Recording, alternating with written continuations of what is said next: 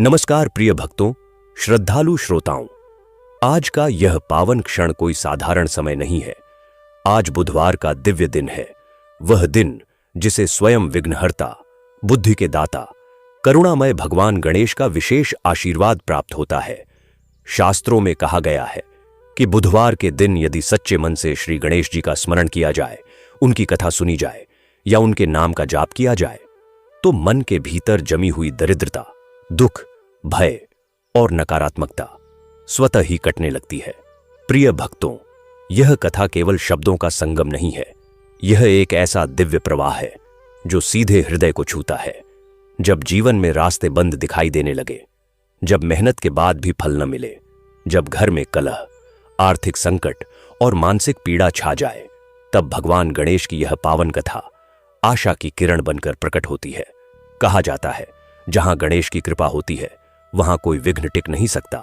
कथा आरंभ करने से पहले आपसे अनुरोध है कि हमारे चैनल को सब्सक्राइब करें और इस वीडियो को अपने फैमिली को दिखा और शेयर करें। आइए कथा आरंभ करने हैं। किसी गांव में एक गरीब किसान रहता था। उसका एक बेटा और एक बेटी थी। वह किसान और उसकी पत्नी अपने दोनों बच्चों की शादी करके इस संसार से चल बसे। बेटी की शादी बहुत अमीर घर में हुई थी। उसके पास बहुत सारा धन था, नौकर चाकर थे, उनको धन की कोई कमी नहीं थी। और बेटा बेचारा बहुत गरीब था। वह दिन भर खेतों में काम करता, फिर भी घर का खर्चा पूरा नहीं होता था, तो अलग से मजदूरी भी करता। उसके पास कोई धन संपत्ति नहीं थी। वह प्रतिदिन कमाता था और अपने परिवार का पालन पोषण करता था। जिस दिन उसे कोई काम नहीं मिलता, उस दिन उनके पास खाने के लिए कुछ नहीं होता था। जिस दिन मेहनत करता था, उस दिन घर में चूल्हा जलता था, नहीं तो घर में चूल्हा भी नहीं जलता था। उसकी पत्नी भगवान श्री गणेश जी की परम भक्त थी। वह बहुत ही नियम कर्म और पूजा पाठ करने वाली थी। वह प्रतिदिन भगवान गणेश के मंदिर जाती थी और वहां वह पहले मंदिर की सफाई करती, फिर भगवान गणेश जी की पूजा किया करती थी। उसे अपनी गरीबी से कोई भी शिकायत नहीं थी। घर की हालात चाहे जैसे भी हो, वह पूजा पाठ जरूर करती थी। इसीलिए गरीब होते हुए भी उसके बच्चे संस्कारी थे और वह थोड़े में ही गुजारा करके अपने पति के साथ खुश थी।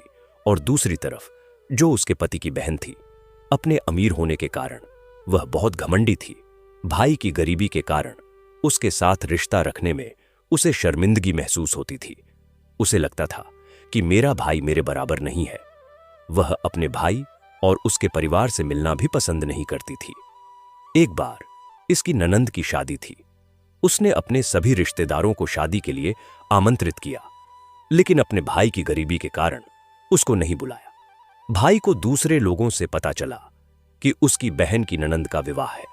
तब भाई शादी में जाने के लिए तैयारियां करने लगा कि अगर मैं नहीं जाऊंगा तो बहन के ससुराल वाले मेरी बहन को ताना मारेंगे कि मायके से कोई नहीं आया और कुछ नहीं लाया।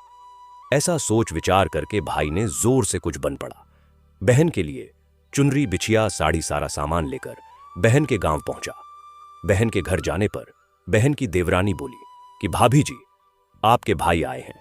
तो फिर बहन ने पूछा कि कैसे आए हैं और क्या पहना है। तब देवरानी ने कहा कि वे पैदल आए हैं और फटी पगड़ी और फटी धोती पहने हैं। तो बहन बोली कि मेरे ससुर हवेली के सामने दुकान में बैठे हैं, मुझे शर्म आती है। भाई को बोलो कि पीछे के दरवाजे से आए। और भाई के आते ही बहन ने भाई को एक कमरे में बंद करके बाहर से ताला लगा दिया। भाई इतना पैदल चलकर आया था, भूखा प्यासा था, और बहन ने उसे पानी तक को नहीं पूछा। एक तरफ लड़की का विवाह हो रहा था, गाजे बाजे बज रहे थे, अतिथियों को भोजन कराया जा रहा था, और दूसरी तरफ भाई को कोई भी पानी तक पूछने वाला नहीं था। तभी भांजे की बहू को उस पर दया आ गई और उसने दरवाजा खोल दिया। दरवाजा खुलते ही भाई वहां से भागा। 2 दिन के भूखे प्यासे रहने के कारण उसे चक्कर आने लगे। रास्ते में एक गणेश जी का मंदिर था। वहां जाकर वह गिर गया और रोते रोते गणेश भगवान को अपनी सारी व्यथा सुनाई और बोला, हे गणेश जी महाराज, आज मेरी गरीबी के कारण मेरी सगी बहन ने मुझे धिक्कार दिया है। घर जाने पर मेरी पत्नी, मेरे बच्चे जब पूछेंगे कि विवाह से क्या लेकर आए हैं, तो मैं क्या जवाब दूंगा। तब गणेश जी महाराज को उस पर दया आ गई और गणेश जी भगवान बोले कि मेरे बगीचे से ककड़ी तरबूज तोड़कर ले जा। तब भाई ने ककड़ी तोड़कर झोला भर लिया और अपने घर गया। घर जाते ही बच्चों ने पूछा कि पिताजी, बुआ के यहां से हम लोगों के लिए क्या क्या लाए हो। बच्चे उनके झोले को देखने लगे और झोला खोलते ही छोटे छोटे तरबूज सोने की गेंद में बदल गए और बाकी तरबूज को काटने पर हीरे मोती निकले। ये सब देखकर पत्नी बोली कि हे पतिदेव, आप बहन के घर से इतना कुछ क्यों लाए? आपकी बहन ने हम लोगों को बहुत ज्यादा दे दिया। भाई ने कुछ भी जवाब नहीं दिया। गणेश भगवान की कृपा से उसके दिन बदल गए। भाई का काम धंधा जोरों से चलने लगा और भाई भी अब बुधवार का व्रत करने लगा और अपनी पत्नी के साथ पूजा पाठ करने लगा। धीरे धीरे गहने, कपड़े, रहने के लिए मकान सब बन गया। फिर पत्नी बोली कि एक बार ननंद जी को बुलाकर लाओ। तो भाई नए कपड़े, नए जूते पहनकर रथ में बैठकर बहन को लेने गया। देवरानी बोली कि भाभी जी, आपके भाई आए हैं। फिर बहन ने पूछा कि वे कैसे आए हैं और क्या पहना है। तब देवरानी बोली कि आपके भाई रथ में बैठकर खूब ठाट बाट से आए हैं। फिर बहन बोली कि मेरे भाई को बोलो कि हवेली के सामने से आए, मेरे ससुर देवर जेठ देखेंगे। भाई का बहन ने खूब स्वागत सत्कार किया। फिर भाई बोला कि बहन, मैं तुम्हें लेने आया हूं। तब बहन ने कहा कि मुझे भी बहुत दिन हो गए हैं, चलो मैं चलती हूं। भाई बहन को लेकर अपने घर आया। भाई और उसकी पत्नी ने बहन का खूब आदर सत्कार किया, खूब मेहमानी हुई। जो चीजें बहन ने मांगी वह सब बनवाकर उसे दे दिया। फिर बहन बोली कि भाई, मुझे एक जोड़ी जूतियां भी चाहिए। तब भाई ने मोची को बुलाया और कहा कि मेरी बहन के लिए ऐसी ज्योति बनाओ जो बोलने वाली हो। तब मोची ने कहा कि इसमें तो कुछ समय लग जाएगा। तब भाई ने कहा कि कोई बात नहीं, हम इंतजार कर लेंगे। बहन को बहुत सारा धन देकर अब भाई ने उसे विदा किया, पर अभी तक वह जूती नहीं आई थी। बहन रवाना होने लगी कि तभी मोची जूतियां लेकर आया। बहन की जूती पहनते ही जूतियां बोली कि निर्धन भाई की पैसे वाली बहन, गणेश जी का बगीचा नहीं होता तो आज क्या करती? बहन तब भाई की पत्नी से पूछने लगी कि यह आवाज कहां से आई। तब भाई ने कहा कि सुबह का समय है, कोई जीव जंतु बोल रहे होंगे। भाई ने घोड़े गाड़ी को जल्दी जाने को कहा। बहन के जाते ही पत्नी जिद करके बैठ गई और बोली कि हे स्वामी, बताइए ज्योतियां क्या बोल रही थीं। तब पति ने अपनी पत्नी को अपनी सारी आपबीती कह सुनाई कि कैसे बहन ने मुझे 2 दिन भूखा प्यासा कमरे में बंद कर दिया था। भांजे की बहू ने दरवाजा खोला, तब मैं बाहर आया और गणेश जी की शरण में जा पहुंचा। गणेश जी की कृपा से हमारे दिन बदल गए। तभी से मैं गणेश व्रत करने लगा। उसने अपनी पत्नी को सारी बातें बताईं। तब पत्नी बोली कि अगर मुझे मालूम होता तो मैं आपकी बहन को कुछ नहीं देती, मेरा दिया हुआ सब कुछ वापस लेकर आओ। तब पति बोला कि अरे भाग्यवान गणेश भगवान ने हमें सब कुछ दिया है। अगर वह मुझे भूखा प्यासा कमरे में बंद नहीं करती तो मैं गणेश भगवान के मंदिर में क्यों जाता? क्या मैं गणेश जी को अपना दुखड़ा सुनाता? तुम अपना मन मैला मत करो। और हां, हम पर तो गणेश जी की कृपा है और किस चीज की कमी है। फिर दोनों गणेश जी के आगे झुककर प्रणाम करते हैं और जय जयकार करने लगते हैं। हे गणेश जी महाराज, जैसी कृपा आपने उस गरीब भाई पर की, वैसी ही कृपा अपने सभी भक्तों पर करना। अपने साथ आप शुभ लाभ, रिद्धि सिद्धि और सुख वैभव और लक्ष्मी जी को साथ लेकर सदा हमारे घर में वास करना। कथा को सुनने वाले, सुनाने वाले और हुंकारा भरने वाले सभी भक्तों के कष्टों को दूर करना, सभी पर अपना आशीर्वाद बनाए रखना। तो सभी भक्तजन एक बार प्रेम से बोलिए, गणेश जी भगवान की जय। हे प्रिय भक्तों, अब आइए सुनते हैं गणेश जी की पूजा पाठ में सुनी जाने वाली और बुधवार व्रत का पूर्ण फल प्रदान करने वाली पौराणिक कथा। एक गांव में एक सेठ और सेठानी रहा करते थे। वे बहुत ही धार्मिक प्रवृत्ति के थे और वे गणेश जी के अनन्य भक्त भी थे। वे दोनों प्रतिदिन ब्रह्म मुहूर्त में उठकर स्नान आदि से निवृत्त होकर सूर्य भगवान को जल देते, तुलसी मैया को सींचते और भगवान की पूजा अर्चना किया करते थे और बिना चूके हर बुधवार को गणेश जी का व्रत करते थे और जोड़े सहित ब्राह्मणों को भोजन कराने के बाद ही अपना व्रत खोलते थे। सेठ जी का काफी बड़ा परिवार था। वे सब आपस में बड़े प्यार और भाईचारे के साथ रहते थे, लेकिन सेठ सेठानी की कोई संतान नहीं थी, जिससे वे बड़े दुखी रहते थे और इस बारे में परिवार और गांव के लोग आपस में बहुत कानाफूसी किया करते थे। सभी लोग सेठानी को बांझ कहते थे। यह सभी बातें सुन सुनकर सेठ सेठानी को बहुत दुख होता था। एक बुधवार के दिन सेठ सेठानी भगवान गणेश जी की पूजा संपन्न करा के मंदिर से बाहर आ ही रहे थे। उसी समय उन्हें सीढ़ियों पर एक छोटा बालक अकेले बैठा रोता हुआ दिखाई दिया। उस छोटे से बालक को देखते ही दोनों सेठ सेठानी इधर उधर देखने लगे कि कहीं इसके माता पिता होंगे। फिर वे उसके पास गए और उस बालक से पूछा कि तुम्हारे माता पिता कहाँ हैं? लेकिन बच्चा बहुत छोटा था, उसने अभी तक ठीक से बोलना भी नहीं सीखा था, इसलिए वह बोल ही नहीं पाया। दोनों सेठ सेठानी बच्चे के पास शाम तक बैठे रहे। तब तक पंडित जी और सेठ जी के नौकर ने आसपास जाकर बच्चे के माता पिता को ढूंढने की कोशिश की, लेकिन उन्हें बच्चे के माता पिता की कोई खबर नहीं मिली। फिर अंत में पंडित जी ने सेठ सेठानी को बच्चा अपने घर ले जाने के लिए कह दिया और साथ ही यह भी कहा कि अगर बच्चे के माता पिता यहां आते हैं तो मैं स्वयं उन्हें आपके पास लेकर आऊंगा। तब सेठ सेठानी की खुशी का ठिकाना नहीं रहा, क्योंकि उनके तो कोई औलाद नहीं थी। तो वे दोनों खुशी खुशी उस नन्हे बालक को अपने साथ अपने घर ले आए। सेठ जी ने बच्चे का नाम अपने आराध्य देव श्री गणेश जी भगवान के नाम पर गणेशा रखा और बड़े ही प्रेम और दुलार से उसका पालन पोषण करने लगी। कुछ ही दिनों के बाद उसी गांव में एक बहुत बड़ा ठग पति पत्नी आए। उनका इरादा गांव के सबसे अमीर आदमी को ठगने का था। वे दोनों ठग गणेश मंदिर की सीढ़ियों पर बैठकर सोच विचार कर रहे थे। तब वहां पर पंडित जी आ गए और गांव में अनजान लोगों को देखते ही उन्होंने पूछा कि क्या आपका बच्चा खो गया है? वे दोनों चोरी के लिए बहाना ढूंढ रहे थे, इसीलिए उन दोनों ने तुरंत ही हां कह दिया। तब पंडित जी ने कहा कि आपका बच्चा एक सेठ जी के घर पर पल रहा है। आपको ढूंढने की भी हमने बहुत कोशिश की थी। जब आपका पता नहीं मिला तो हमने बच्चे को सेठ जी को सौंप दिया। आप चिंता ना करें, आपका बच्चा बिल्कुल ठीक है। और ऐसा बोलकर पंडित जी उन दोनों ठग को सेठ जी के घर ले आए और कहा कि हे सेठ जी, गणेशा के माता पिता आ गए हैं। यह खबर सुनकर सेठ और सेठानी बहुत दुखी हुए। सेठ ने उन दोनों पतिपत्नी को एक रात के लिए अपने अतिथि घर में ठहराया। अब वह दोनों ठग सिर्फ मौके की फिराक में थे। फिर उसी रात सभी लोगों के सो जाने के बाद वे दोनों ठग एक एक करके सभी कमरों की तलाशी करने लगे। फिर वे दोनों तिजोरी वाले कमरे में पहुंच गए। छानबीन के समय होने वाली छोटी मोटी आवाजों से सेठ जी का एक नौकर जाग गया और आवाज की दिशा में तिजोरी वाले कमरे के नजदीक आ गया। उसने चुपके से अंदर जब झांक कर देखा तो दोनों ही मेहमान कीमती सामान चुरा रहे थे। नौकर ने यह देखते ही धीरे से उस कमरे की बाहर की कुंडी लगा दी और जोर जोर से चोर चोर बुलाकर पूरे घर में हल्ला मचा दिया। शोरगुल की आवाज सुनते ही घर के सभी लोग इकट्ठा हो गए। तब सेठ जी ने उन दोनों चोर पति पत्नी को कमरे से बाहर निकाला और सुबह ही पंचायत में हाजिर कर दिया।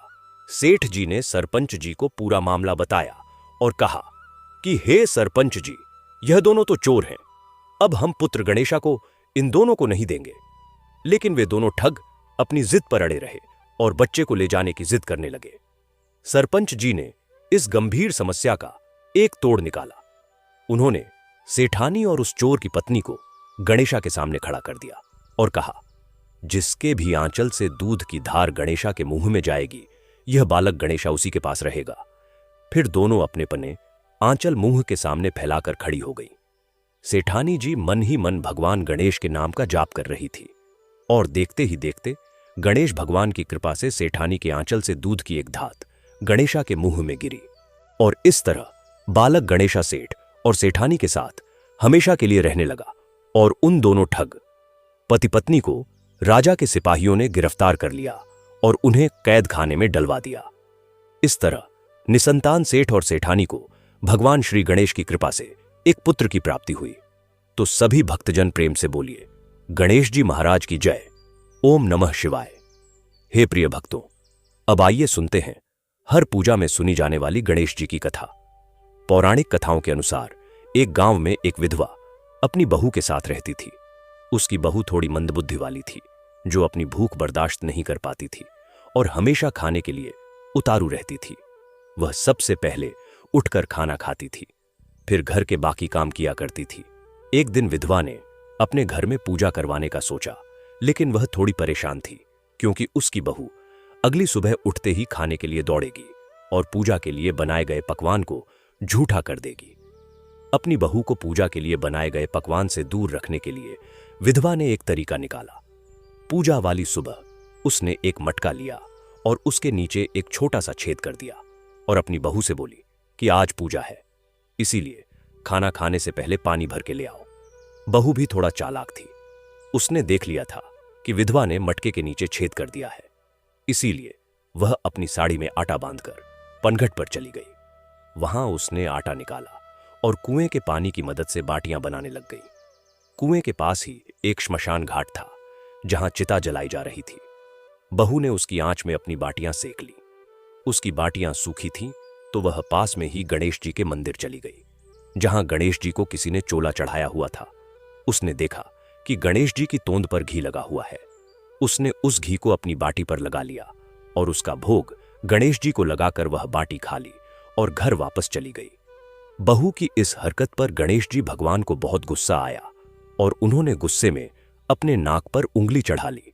जब गांव वालों ने देखा कि गणेश जी ने अपने नाक के ऊपर उंगली चढ़ा ली है तो उन्हें मनाने के लिए बहुत जद्दोजहद किया गया, लेकिन गणेश जी ने अपनी उंगली वापस नहीं उतारी।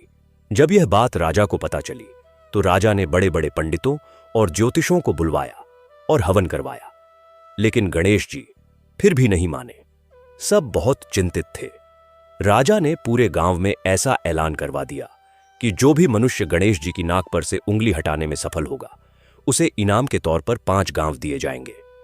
गांव के सभी लोग गणेश जी को मनाने में लग गए, लेकिन गणेश जी नहीं माने और अपनी उंगली चढ़ाए रखे। अंत में विधवा की बहू बोली कि मां जी, अगर सब उसे आज्ञा दें तो वह गणेश जी की उंगली हटवा सकती है।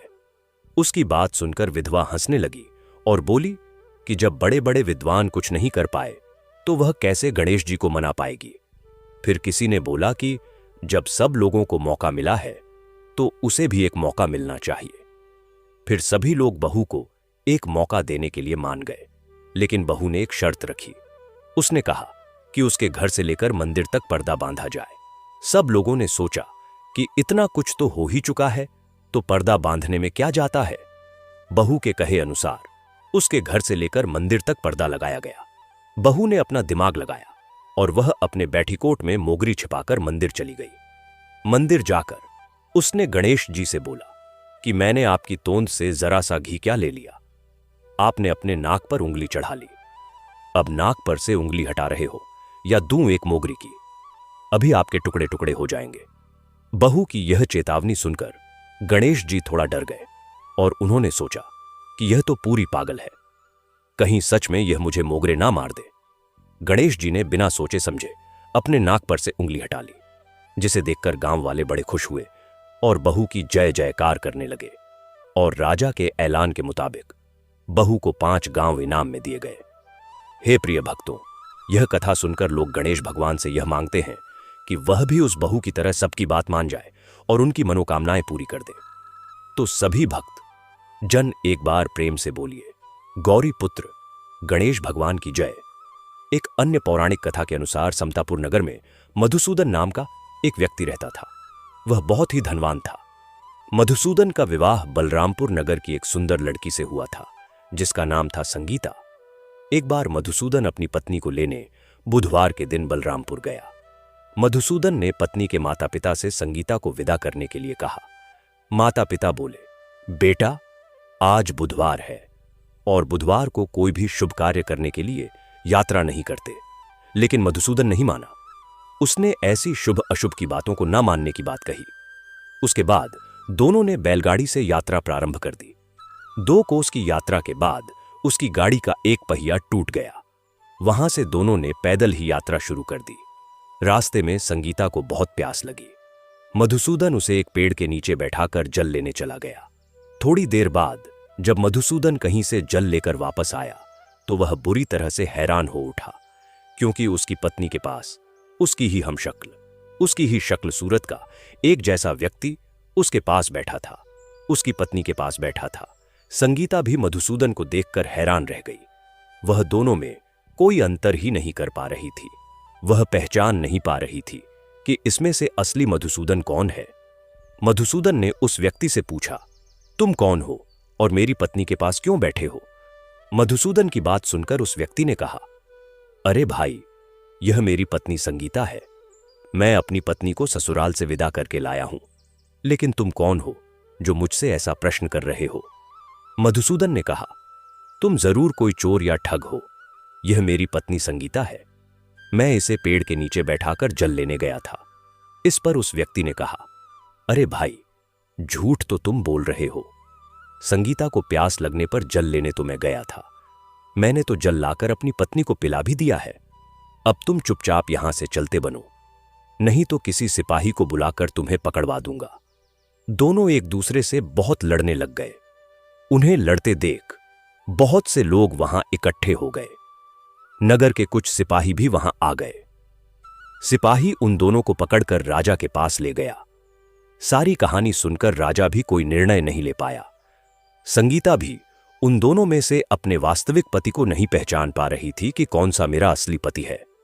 राजा ने दोनों को कारागार में डाल देने के लिए कहा। राजा के फैसले पर असली मधुसूदन भयभीत हो उठा। वह डर गया। तभी एक आकाशवाणी हुई, मधुसूदन, तूने संगीता के माता पिता की बात नहीं मानी और बुधवार के दिन अपने ससुराल से प्रस्थान किया।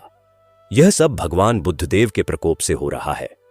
मधुसूदन ने भगवान बुद्धदेव से प्रार्थना की कि हे भगवान बुद्धदेव, मुझे क्षमा कर दो, मुझे माफ कर दो।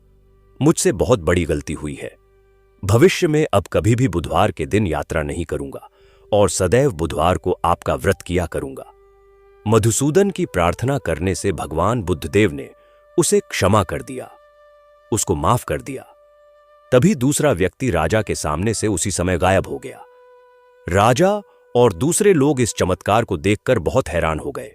भगवान बुद्धदेव की इस अनुकंपा से राजा ने मधुसूदन और उसकी पत्नी को सम्मानपूर्वक विदा किया। कुछ दूर चलने पर रास्ते में उन्हें बैलगाड़ी मिल गई। बैलगाड़ी का जो टूटा हुआ पहिया था वह भी जुड़ा हुआ था। दोनों उसमें बैठकर समतापुर की ओर चल दिए। मधुसूदन और उसकी पत्नी संगीता दोनों बुधवार को व्रत करते हुए आनंदपूर्वक अपना जीवन बिताने लगे। इस तरह भगवान बुद्धदेव की कृपा से उनके यहां खुशियां बरसने लगी। इस तरह जो भी स्त्री पुरुष विधिवत बुधवार का व्रत करके व्रत कथा सुनते हैं, भगवान बुद्धदेव उनके सभी कष्ट दूर करते हैं। तो प्रेम से बोलिए, बुद्धदेव भगवान की जय। पौराणिक कथा के अनुसार बहुत समय पहले की बात है। भगवान विष्णु का विवाह लक्ष्मी जी के साथ सुनिश्चित हो गया। अब विवाह की तैयारियां भी होने लगी। खूब धूमधाम से विवाह की तैयारियां हो रही थीं। सभी देवताओं को निमंत्रण भेजे गए, लेकिन गणेश जी को निमंत्रण नहीं दिया गया था। कारण जो भी रहा हो, अब भगवान विष्णु की बारात जाने का समय आ गया। सभी देवताग अपनी पत्नियों के साथ विवाह समारोह में आए। सभी ने देखा कि गणेश जी कहीं दिखाई नहीं दे रहे हैं।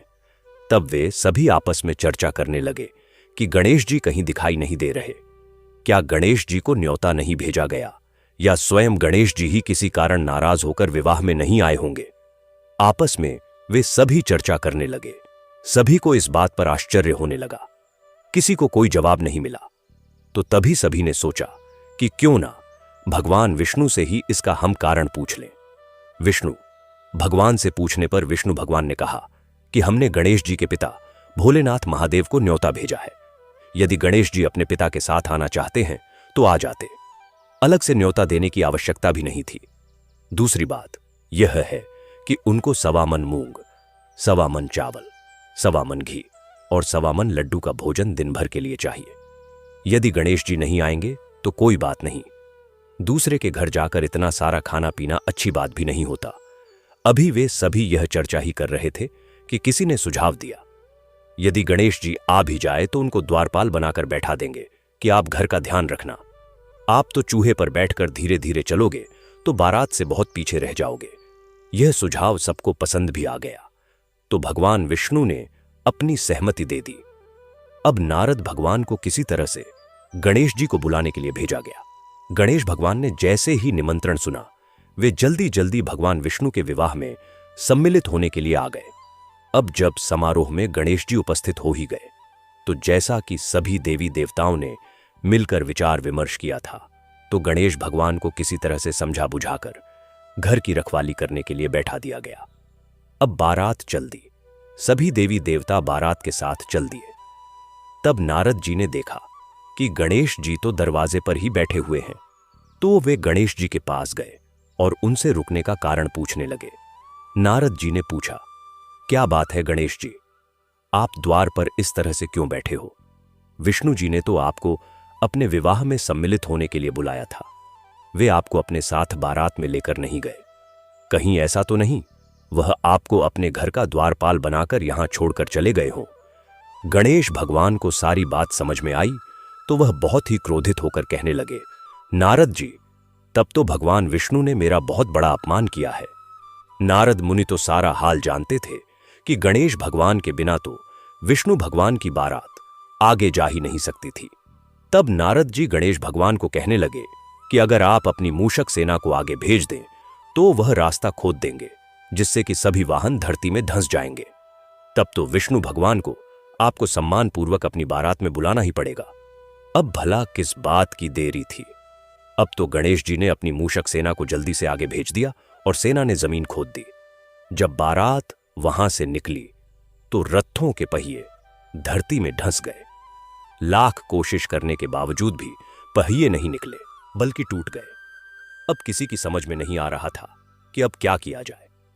तब नारद जी, जो विष्णु भगवान की बारात में पहुंच चुके थे, उन्होंने कहा, आप लोगों ने गणेश जी का अपमान करके अच्छा नहीं किया। यदि उन्हें मना कर लाया जाए तो आपका कार्य सिद्ध हो सकता है और यह संकट भी टल सकता है। तब शंकर भगवान ने अपने दूत नंदी को भेजा और नंदी ने किसी तरह से समझा बुझाकर गणेश जी को लेकर आए। तब गणेश जी का आदर सम्मान किया गया, उनकी पूजा की गई। तब कहीं जाकर रथ के पहिए निकले। पहिए तो निकल गए, लेकिन वह टूट फूट गए थे, तो उन्हें सुधारता कौन? पास के खेत में खाती, मतलब कि किसान काम कर रहा था, तो उसे बुलाया गया। खाती अपना कोई भी कार्य प्रारंभ करने से पहले ओम श्री गणेशाय नमः कहता था, गणेश जी की वंदना करता था। अब जब सभी लोगों ने उससे निवेदन किया तो खाती ओम श्री गणेशाय नमः कहकर मन ही मन गणेश जी की वंदना करने लग गया और देखते ही देखते खाती ने सभी पहियों को ठीक कर दिया। पहियों को ठीक करने के बाद तब खाती कहने लगा, हे देवतागण, आपने सर्वप्रथम गणेश जी को नहीं मनाया होगा और ना उनकी पूजा की होगी, इसीलिए आप सभी के ऊपर यह संकट आया है। हम लोग तो मूर्ख और अज्ञानी हैं, फिर भी हम लोग सबसे पहले गणेश जी की पूजा करते हैं, उनका ध्यान करते हैं। लेकिन आप लोग तो देवतागण हैं, फिर भी आप गणेश जी को कैसे भूल गए? अब आप लोग सबसे पहले गणेश जी का नाम लेकर जाएं, गणेश जी की जय बोलकर जाएं, तो आपके सारे काम बन जाएंगे और कोई भी संकट नहीं आएगा। ऐसा कहते हुए बारात वहां से गणेश भगवान को अपने साथ लेकर चल पड़ी और फिर धूमधाम से विष्णु भगवान का माता लक्ष्मी के साथ विवाह संपन्न हो गया और सभी सकुशल घर लौट आए। अब सुनिए गणेश भगवान की दूसरी पौराणिक कथा। पौराणिक कथा के अनुसार एक बार गणेश जी महाराज एक सेठ जी के खेत में से होकर जा रहे थे, तो उन्होंने 12 दाने अनाज के तोड़ लिए। अब अनाज के दाने बिना पूछे तोड़ लिए, तो गणेश जी के मन में बड़ा भारी पछतावा होने लगा। वे सोचने लगे, अरे मैंने तो सेठ जी के यहां से बिना पूछे ही दाने तोड़ लिए, इसका मतलब यह तो चोरी हुई, यानी कि मैंने सेठ जी के यहां चोरी कर ली। इस प्रकार वे मन में पछतावा करने लगे। अब चोरी की बात है तो उसका प्रायश्चित भी जरूरी है। गणेश जी ने जिन सेठ के यहां से चोरी की थी, उन्हीं के यहां 12 साल की नौकरी करने का निश्चय कर लिया। बस फिर क्या था, भेष बदलकर पहुंच गए सेठ जी के यहां और सेठ जी से काम मांग लिया। उधर सेठ जी को भी किसी नौकर की जरूरत थी। इस तरह गणेश जी नौकर बनकर सेठ जी के यहां काम करने लग गए। एक दिन की बात है, सेठानी राख से हाथ धोने लगी, तो गणेश जी ने सेठानी का हाथ पकड़कर मिट्टी से हाथ धुला दिए। सेठानी सेठ जी से बोली, अरे ये कैसा नौकर रखा है आपने? नौकर होकर इसने मेरा हाथ पकड़ लिया। जब सेठ जी को पता चला तो उन्हें भी गुस्सा आया। सेठ जी ने तुरंत अपने नौकर को बुलाकर पूछा, क्यों तुमने सेठानी का हाथ क्यों पकड़ा? तो गणेश जी कहने लगे, मैंने तो एक सीख की बात बताई है। राख से हाथ धोने से घर की लक्ष्मी नाराज होकर घर से चली जाती है और मिट्टी से हाथ धोने से घर में लक्ष्मी जी का वास हो जाता है। सेठ जी ने सोचा, अरे मेरा नौकर है तो सच्चा। दरअसल सेठ जी के यहां नौकर बनकर रह रहे भगवान गणेश ने उन्हें अपना नाम भी गणेश ही बताया था।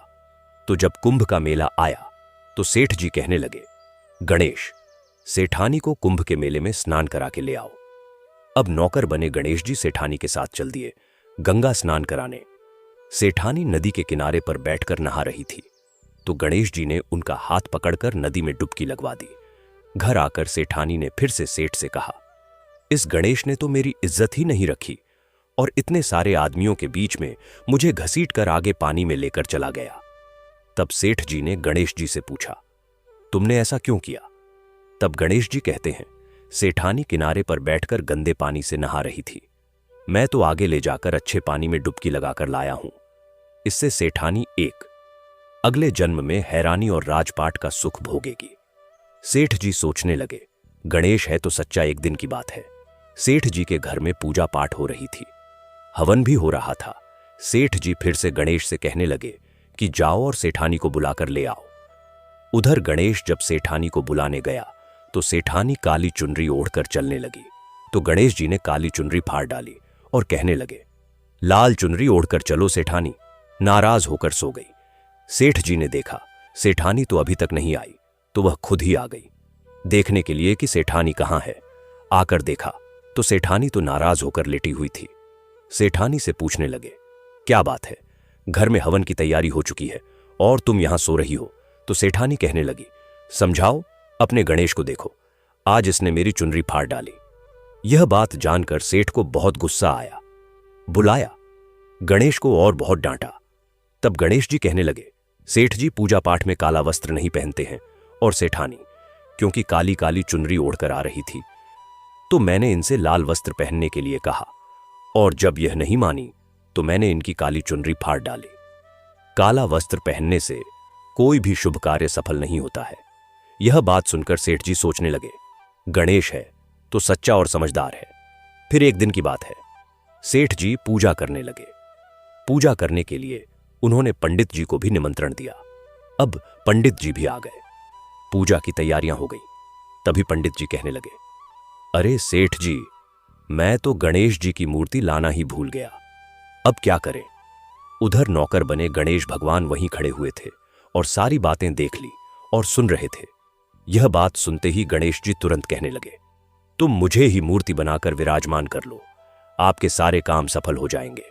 यह बात जब सेठ जी ने सुनी तो उन्हें तो और बहुत गुस्सा आ गया और वह गुस्से से कहने लगे कि तुम तो अब तक सेठानी से ही मजाक करते थे, अब मुझसे भी मजाक करने लगे। तब गणेश जी ने कहा, सेठ जी, मैं मजाक नहीं कर रहा हूं, तुम मेरी बातों को मजाक बिल्कुल भी मत समझो, मैं बिल्कुल सच कह रहा हूं। इतना कहते ही नौकर बने गणेश ने भगवान गणेश का साक्षात रूप धारण कर लिया और सेठ सेठानी ने जब यह देखा तो पंडित सेठ और सेठानी गणेश जी के चरणों में गिर गए। उनकी पूजा खत्म होते ही गणेश जी तो अंतर्ध्य हो गए। अब सेठ सेठानी को बहुत दुख हुआ और उन्होंने कहा कि हमारे पास तो साक्षात गणेश जी रह रहे थे और हमने उनसे इतना सारा काम करवाया तो उन्हें अपने घर में नौकर बनाकर रखा। इस बात का उन दोनों पति पत्नी को बहुत भारी दुख हुआ। अब दोनों पति पत्नी रात दिन इसी चिंता में घुलने लगे। जब गणेश जी ने उनकी चिंता देखी तो एक दिन सपने में उन्हें दर्शन देकर कहने लगे, सेठ जी, आप बिल्कुल भी परेशान मत होइए। एक बार मैंने आपके खेत से अनाज के 12 दाने तोड़ लिए थे, उसी का दोष मेरे सर पर लग गया था और वही दोष उतारने के लिए मैंने आपके यहां नौकरी की। नौकर बनकर 12 साल काम किया, अब आप दोनों बिल्कुल भी दुख मत करो। ऐसा कहकर भगवान गणेश अंतर्ध्य हो गए। उधर गणेश भगवान की कृपा से सेठ जी के यहां करोड़ों की माया हो गई। उनके घर में सुख, संपत्ति और धन के भंडार भर गए। हे गणेश जी महाराज, जैसा सुख जैसी धन दौलत आपने शेर जी को दी वैसी सबको देना। इस कथा को सुनने सुनाने और हुंकारा भरने वालों को उनके सब परिवारजनों को भी देना। बोलो गणपति महाराज की जय, गणेश भगवान की आरती जय। गणेश जय गणेश जय गणेश देवा माता, जाकी पार्वती पिता। महादेवा एक दंत दयावंत 4 भुजाधारी, एक दंत दयावंत 4 भुजाधारी। माथे सिंदूर सोहे मुँह के सवारी, माथे सिंदूर सोहे मूसी की सवारी। जय गणेश जय गणेश देवा माता, जाके पार्वती पिता। महादेवा पान चढ़े फूल चढ़े और चढ़े मेवा, पान चढ़े फूल चढ़े और चढ़े मेवा। लड्डुवन का भोग लगे संत करे सेवा, लड्डुवन का भोग लगे संत करे सेवा। जय गणेश जय गणेश देवा माता, जाकी पार्वती पिता। महादेव अंधन को आंख देत, कोढ़िन को काया बाझन को पुत्र देत, निर्धन को माया बाझन को पुत्र देत, निर्धन को माया जय गणेश जय गणेश जय गणेश देवा माता, जाके पार्वती पिता महादेव सुर श्याम शरण आए सफल कीजिए, सेवा सुर श्याम शरण आए सफल कीजिए, सेवा माता जाकी पार्वती पिता महादेवा माता, जाकी पार्वती पिता महादेव देवा, जय गणेश जय गणेश देवा माता, जाकी पार्वती पिता महादेवा। दीन की लाज रखो शंभु सुतकारी, दीन की लाज रखो शंभु सुतकारी, कामना को पूर्ण करो जाऊं बलिहारी, कामना को पूर्ण करो जाऊं बलिहारी, जय जय गणेश जय गणेश देवा, माता जाकी पार्वती पिता महादेवा, माता जाकी पार्वती पिता महादेवा। प्रेम से बोलिए गणपति महाराज की जय। अभी कथा खत्म नहीं हुआ। अमरपुर के सम्राट की बेटी की सुंदरता की चर्चा पूरे संसार में थी। वह केवल रूपवान ही नहीं बल्कि बुद्धिमान, साहसी और दयालु भी थी। उसका एक अनोखा पहनावा था, सोने की तारों से बुना हुआ अद्भुत वस्त्र जो उसकी पहचान बन चुका था। वह घोड़े पर सवार होकर पूरे राज्य में घूमती और जहां भी किसी को मुसीबत में पाती उसकी तुरंत सहायता करती। राजकुमारी ने अपनी चतुराई और बहादुरी से न जाने कितने डाकुओं और चोरों को पकड़वाकर काल कोठरी में डलवाया था। राज्य के लोग उसकी बहादुरी और न्यायप्रियता से इतने प्रभावित थे कि उसे उसके असली नाम से नहीं बल्कि राजकुमारी हीरामणि अर्थात सोने के वस्त्रों वाली राजकुमारी कहकर पुकारने लगे। समय के साथ उसका असली नाम लगभग भुला ही दिया गया था और अब वह पूरे राज्य में इसी नाम से प्रसिद्ध हो गई थी। महाराज जब भी अपनी प्रजा के मुख से अपनी बेटी की प्रशंसा सुनता तो गर्व से उसका सीना चौड़ा हो जाता, लेकिन उसके मन में एक चिंता भी थी। राजकुमारी हीरामणि अब विवाह योग्य हो चुकी थी। महाराज चाहता था कि वह किसी योग्य, सुंदर और वीर राजकुमार से विवाह करे। उसके पास कई उपयुक्त प्रस्ताव भी आए और हर महीने किसी न किसी राजा का दूत विवाह का संदेश लेकर दरबार में उपस्थित होता, लेकिन राजकुमारी हीरामणि हर प्रस्ताव में कोई ना कोई कमी निकालकर उसे अस्वीकार कर देती। महाराज ने कई बार उसे समझाया कि विवाह से इनकार करना उचित नहीं, एक ना एक दिन तो उसे यह निर्णय लेना ही होगा, लेकिन हर बार राजकुमारी मुस्कुराती, महाराज के गले में बाहें डालकर हंसते हुए कहती, पिताश्री, जब कोई सच में योग्य राजकुमार आएगा तो मैं मना नहीं करूंगी। महाराज उसकी इस बात पर मुस्कुराकर मौन हो जाता। राजकुमारी हीरामणि की बुद्धिमत्ता को देखकर महाराज उसे अपने साथ दरबार में बैठते, जहां वह प्रजा के मामलों पर विचार करती और निर्णय करने में सहायता करती। महाराज ने देखा था कि उसकी बेटी के सुझाव असाधारण रूप से विवेकपूर्ण होती थी और जनता उनके निर्णयों से बहुत प्रसन्न होती। महाराज हर माह जनता दरबार लगाता था, जहां हर नागरिक को आने और अपनी समस्या प्रस्तुत करने की स्वतंत्रता थी।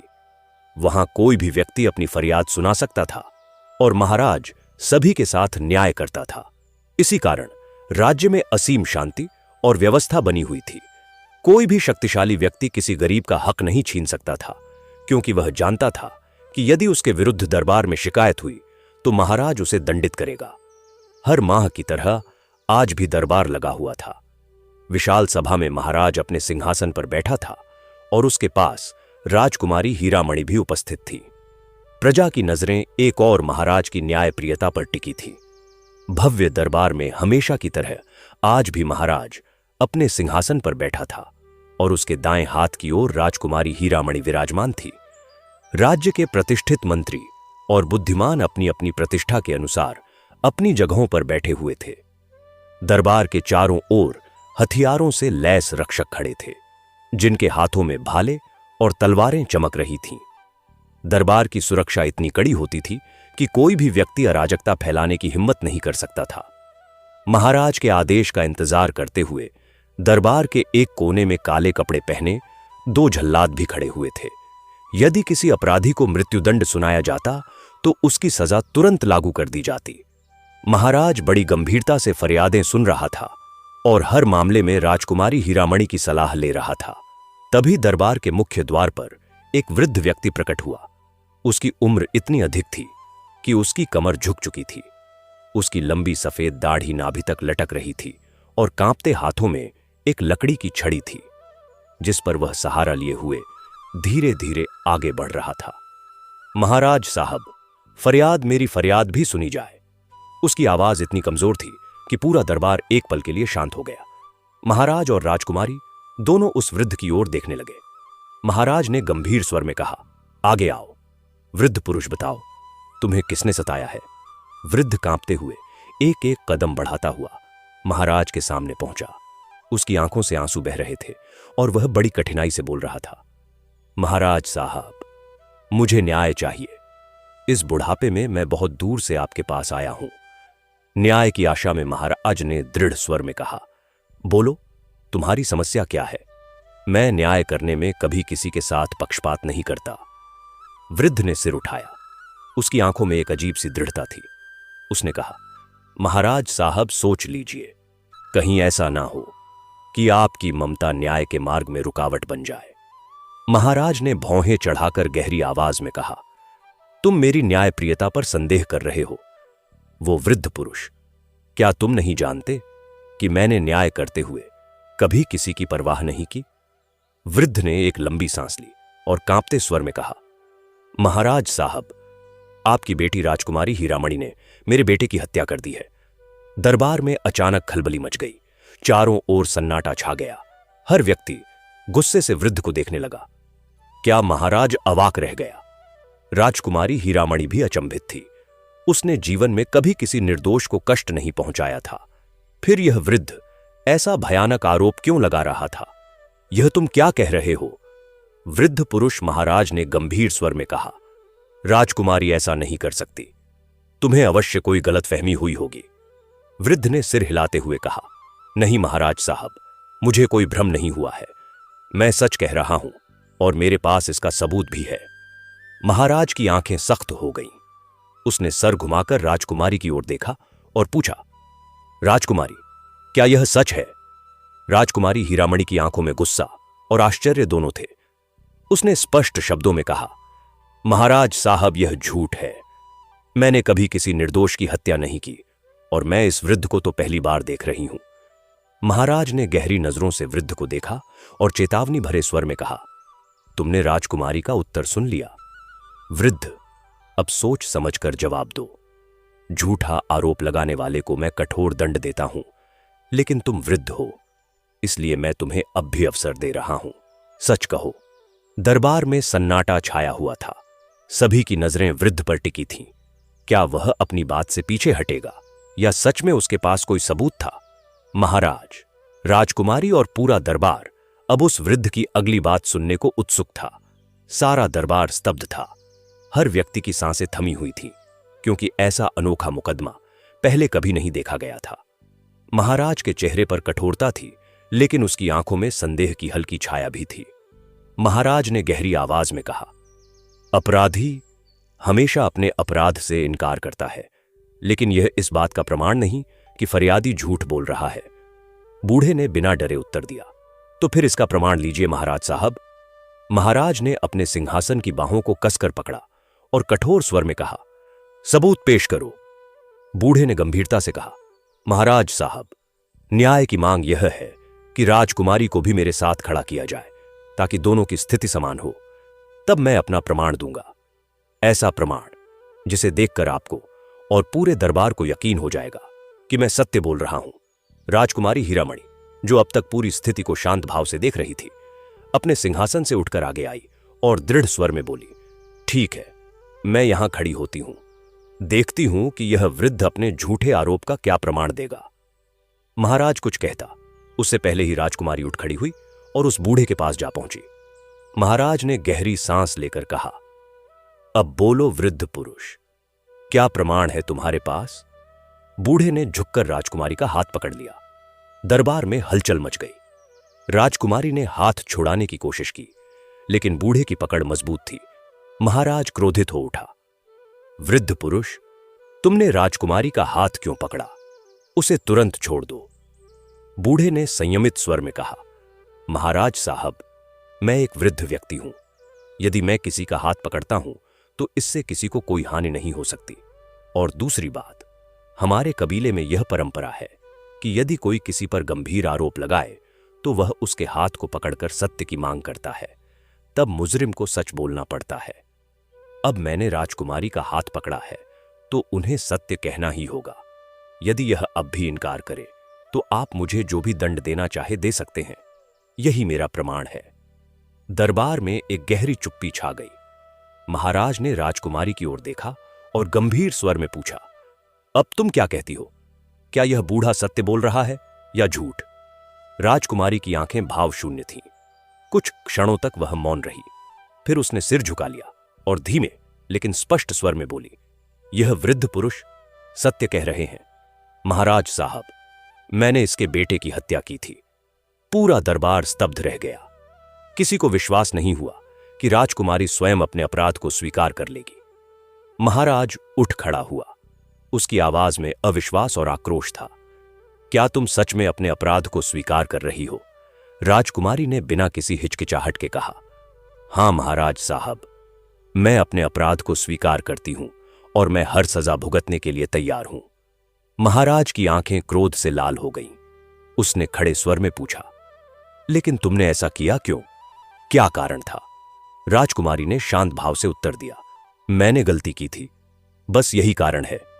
बूढ़े ने महाराज की ओर देखा और दृढ़ स्वर में कहा, महाराज साहब, अब न्याय कीजिए। अब तो आपको प्रमाण मिल गया है। महाराज कुछ क्षणों तक मौन रहा। फिर उसने गंभीर स्वर में कहा, मैं न्याय करूंगा। मेरी बेटी के प्रति मेरा प्रेम भी मुझे न्याय करने से रोक नहीं सकता। तभी मुख्यमंत्री खड़ा हुआ और झुककर बोला, महाराज, यदि अनुमति दें तो मैं कुछ कहना चाहता हूं।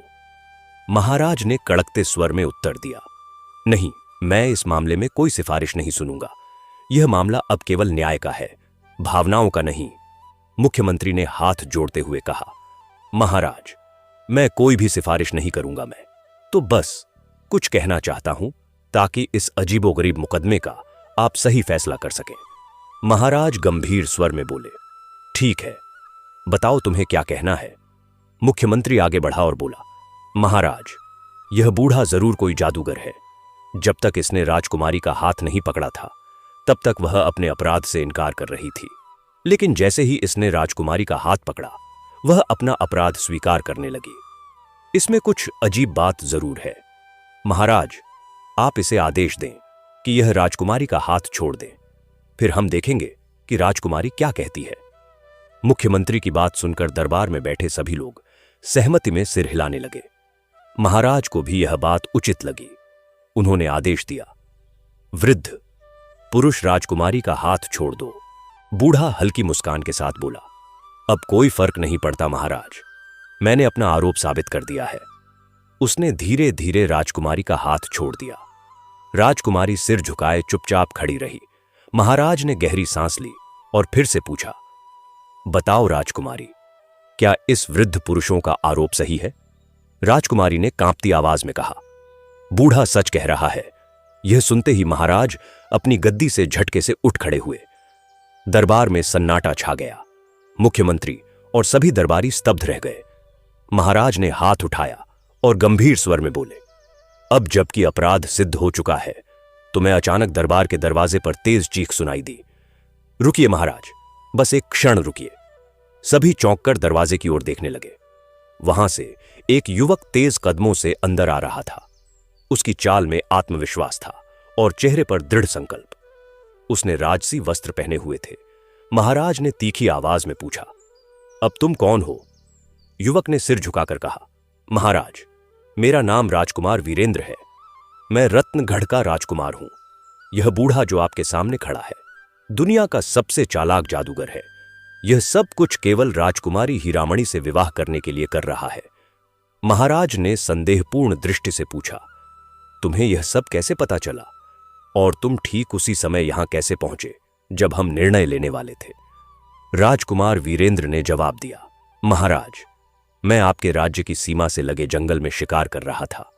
वहीं मुझे एक वृद्ध व्यक्ति मिला जिसने मुझे तुरंत आपके दरबार में आने के लिए कहा। उसने मुझे इस जादूगर की पूरी सच्चाई बताई।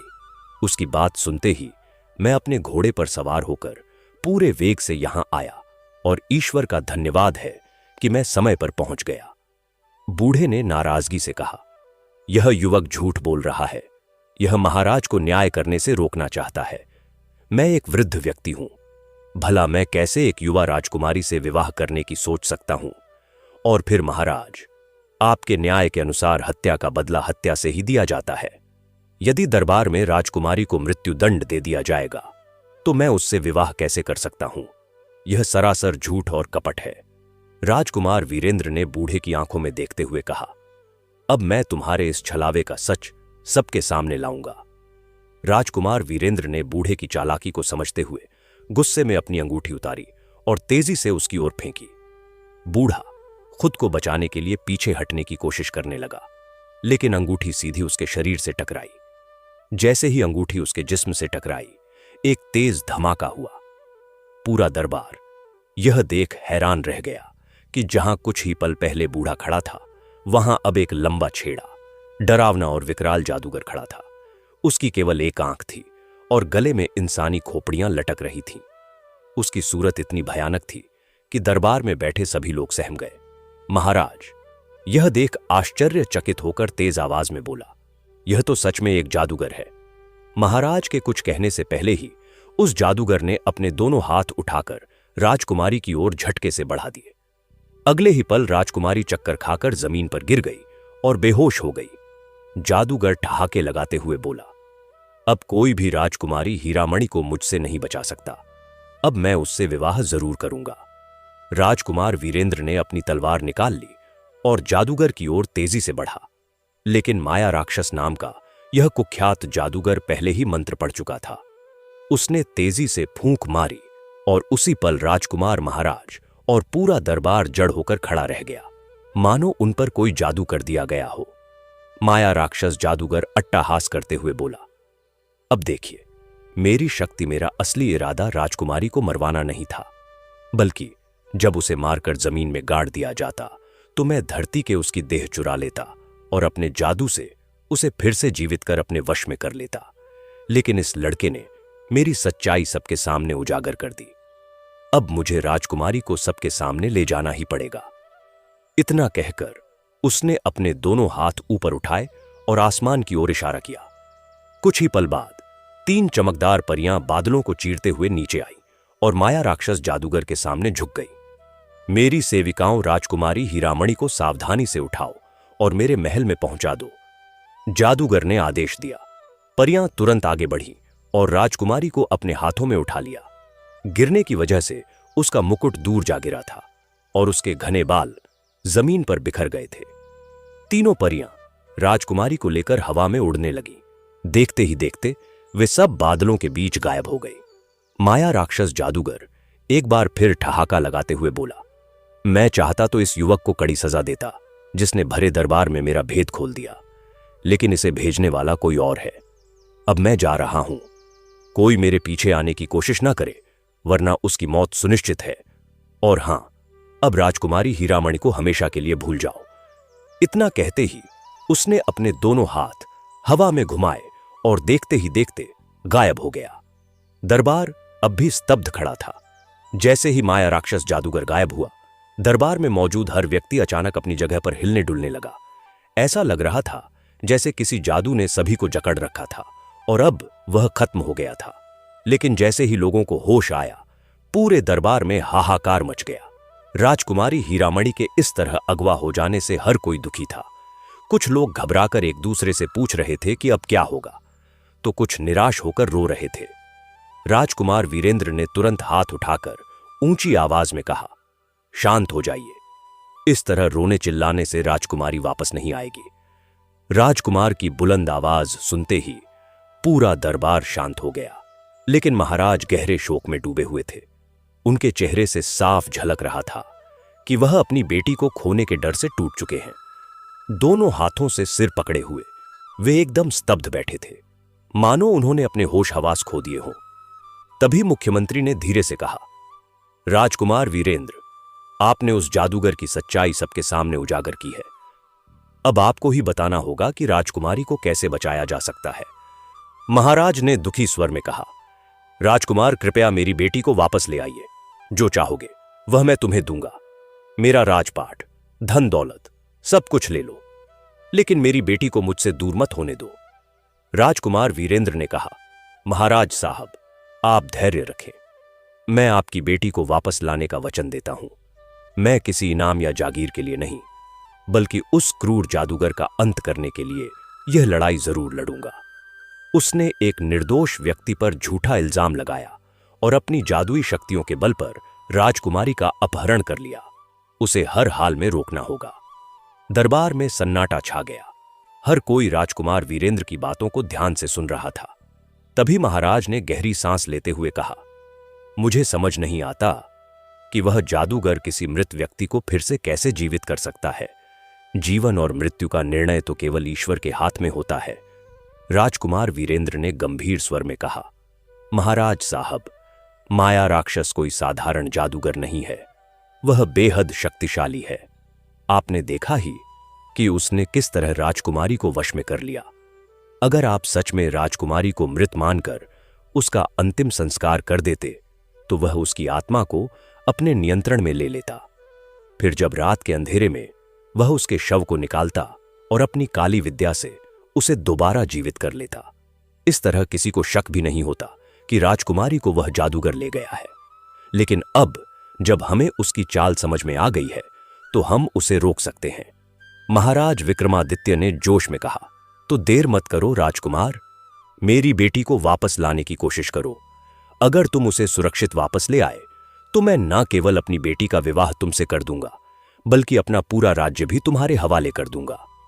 राजकुमार वीरेंद्र ने सिर झुकाकर कहा, महाराज साहब, आपको मेरी चिंता करने की जरूरत नहीं।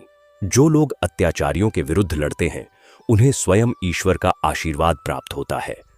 अब मुझे अनुमति दें ताकि मैं जंगल में उस बुजुर्ग से मिल सकूं जिन्होंने मुझे यहां भेजा था।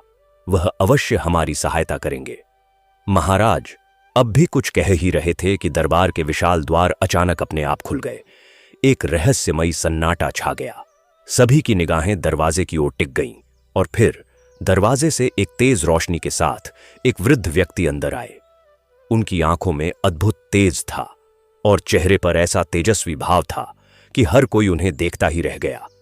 बूढ़े ने गंभीर आवाज में कहा, राजकुमार वीरेंद्र, तुम्हें जंगल आने की जरूरत नहीं, मैं स्वयं ही यहां आ गया हूं। महाराज सिंहासन पर बैठा था, लेकिन उसकी आंखों में चिंता की लकीरें साफ झलक रही थीं। तभी दरबार के दरवाजे पर एक गूंजती हुई आवाज आई, महाराज साहब, मुझे पहले से ही अंदेशा था कि ऐसा कुछ होने वाला है। सभी ने पलटकर देखा। एक वृद्ध तपस्वी दरबार में प्रवेश कर रहे थे। उनके चेहरे पर एक दिव्य आभा थी और उनकी आंखों में अपार तेज। राजकुमार वीरेंद्र ने उन्हें देखा और तुरंत उनके सामने झुककर प्रणाम किया। महाराज भी अपने सिंहासन से उठ खड़ा हुआ और तेजी से उनकी ओर बढ़ा। एक क्षण में ही महाराज ने उनके चरण पकड़ लिए और गिड़गिड़ाने लगा, गुरुवर, मेरी बेटी को बचा लीजिए। वह बहुत मासूम है। अगर उसे कुछ हो गया तो मैं खुद को कभी माफ नहीं कर पाऊंगा। महाराज की आंखों में आंसू छलक आए थे। वृद्ध तपस्वी ने महाराज के सिर पर हाथ रखा और कहा, धैर्य रखो राजन, सब कुछ ठीक होगा। ईश्वर की कृपा से हम उसे बचाने अवश्य कामयाब होंगे, लेकिन हमें कहीं एकांत में बैठकर इस पर विचार करना होगा। महाराज ने तुरंत सभा समाप्त करने की घोषणा कर दी और राजकुमार वीरेंद्र तथा तपस्वी को लेकर अपने विशेष कक्ष में चला गया। तपस्वी ने राजकुमार की ओर देखते हुए कहा, वीरेंद्र, तुम बहुत ही साहसी और बुद्धिमान हो, इसलिए यह कार्य तुम्हें ही पूरा करना होगा। राजकुमार वीरेंद्र ने विनम्रता से सिर झुकाते हुए कहा, गुरुवर, मैं हर आदेश के लिए तैयार हूं। बस आप बताइए कि मुझे क्या करना होगा। महाराज ने थोड़े निराशा भरे स्वर में कहा, गुरुवर, यदि आप स्वयं पहले आ जाते तो शायद वह दुष्ट जादूगर मेरी बेटी को इस तरह अगवा नहीं कर पाता। तपस्वी ने गंभीर स्वर में उत्तर दिया, महाराज, कुछ बातें मनुष्य की समझ से परे होती हैं। मैं एक महत्वपूर्ण साधना में लीन था जिससे बाहर निकलना असंभव था। अगर मैंने वह साधना बीच में छोड़ दी होती तो पूरा दरबार राजकुमारी समेत भस्म हो जाता। यही कारण था कि मैंने उस समय राजकुमार वीरेंद्र को अपनी शक्ति से युक्त न अंगूठी देकर भेजा था। मुझे लगा था कि जादूगर डर कर भाग जाएगा, लेकिन दुर्भाग्यवश उसने अपनी कुटिल चाल से राजकुमारी का अपहरण कर लिया। अब हमें सोच समझकर कदम उठाना होगा। राजकुमार वीरेंद्र ने दृढ़ स्वर में कहा, गुरुवर, कृपया बताइए जादूगर माया राक्षस राजकुमारी को कहां ले गया है। मैं तुरंत वहां जाकर उसे बचाने के लिए अपनी सेना तैयार करता हूं। तपस्वी ने आंखें बंद कर ली और ध्यान में लीन हो गए। महाराज और राजकुमार वीरेंद्र उनकी ओर टकटकी लगाए देख रहे थे। कुछ क्षणों बाद तपस्वी ने चौंक कर आंखें खोली। उनके चेहरे पर चिंता की लकीरें दिख रही थीं।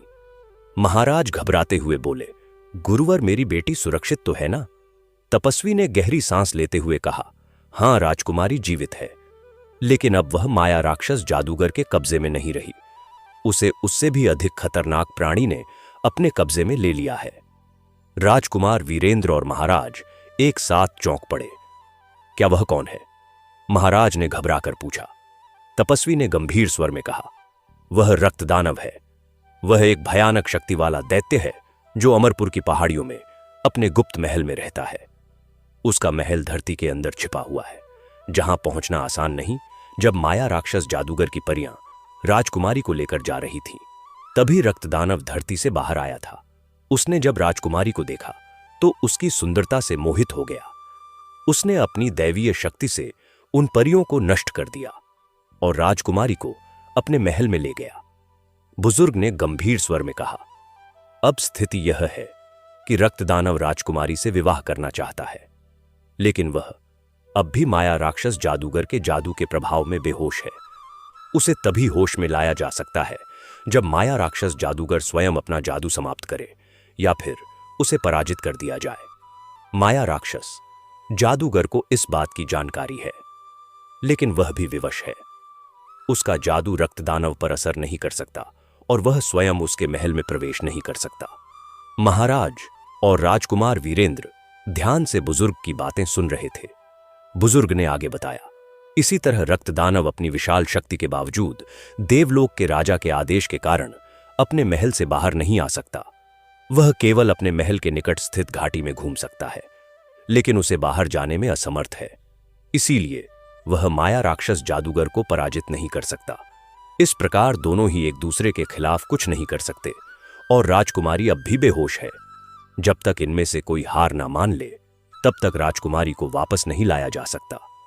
महाराज के चेहरे पर चिंता और निराशा के भाव उभर आए, लेकिन इससे पहले कि वह कुछ कहता, राजकुमार वीरेंद्र ने आत्मविश्वास से कहा, महात्मन, मैं इन दोनों से लड़ने के लिए तैयार हूं।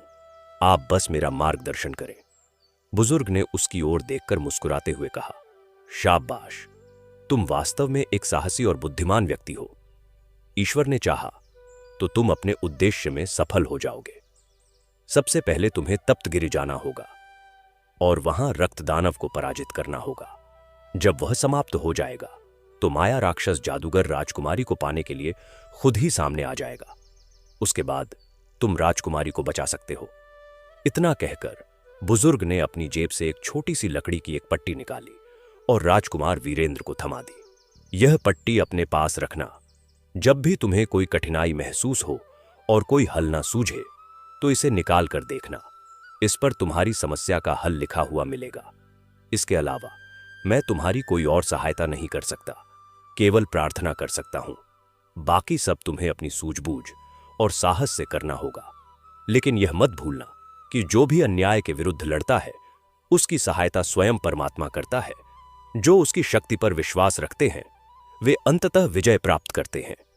राजकुमार वीरेंद्र ने बड़े आदर के साथ पट्टी को दोनों हाथों से लेकर अपनी जेब में रख लिया और कहा, बस मुझे इतना और बता दीजिए कि तप्तगिरि कहां है और रक्तदानव का महल किस ओर स्थित है।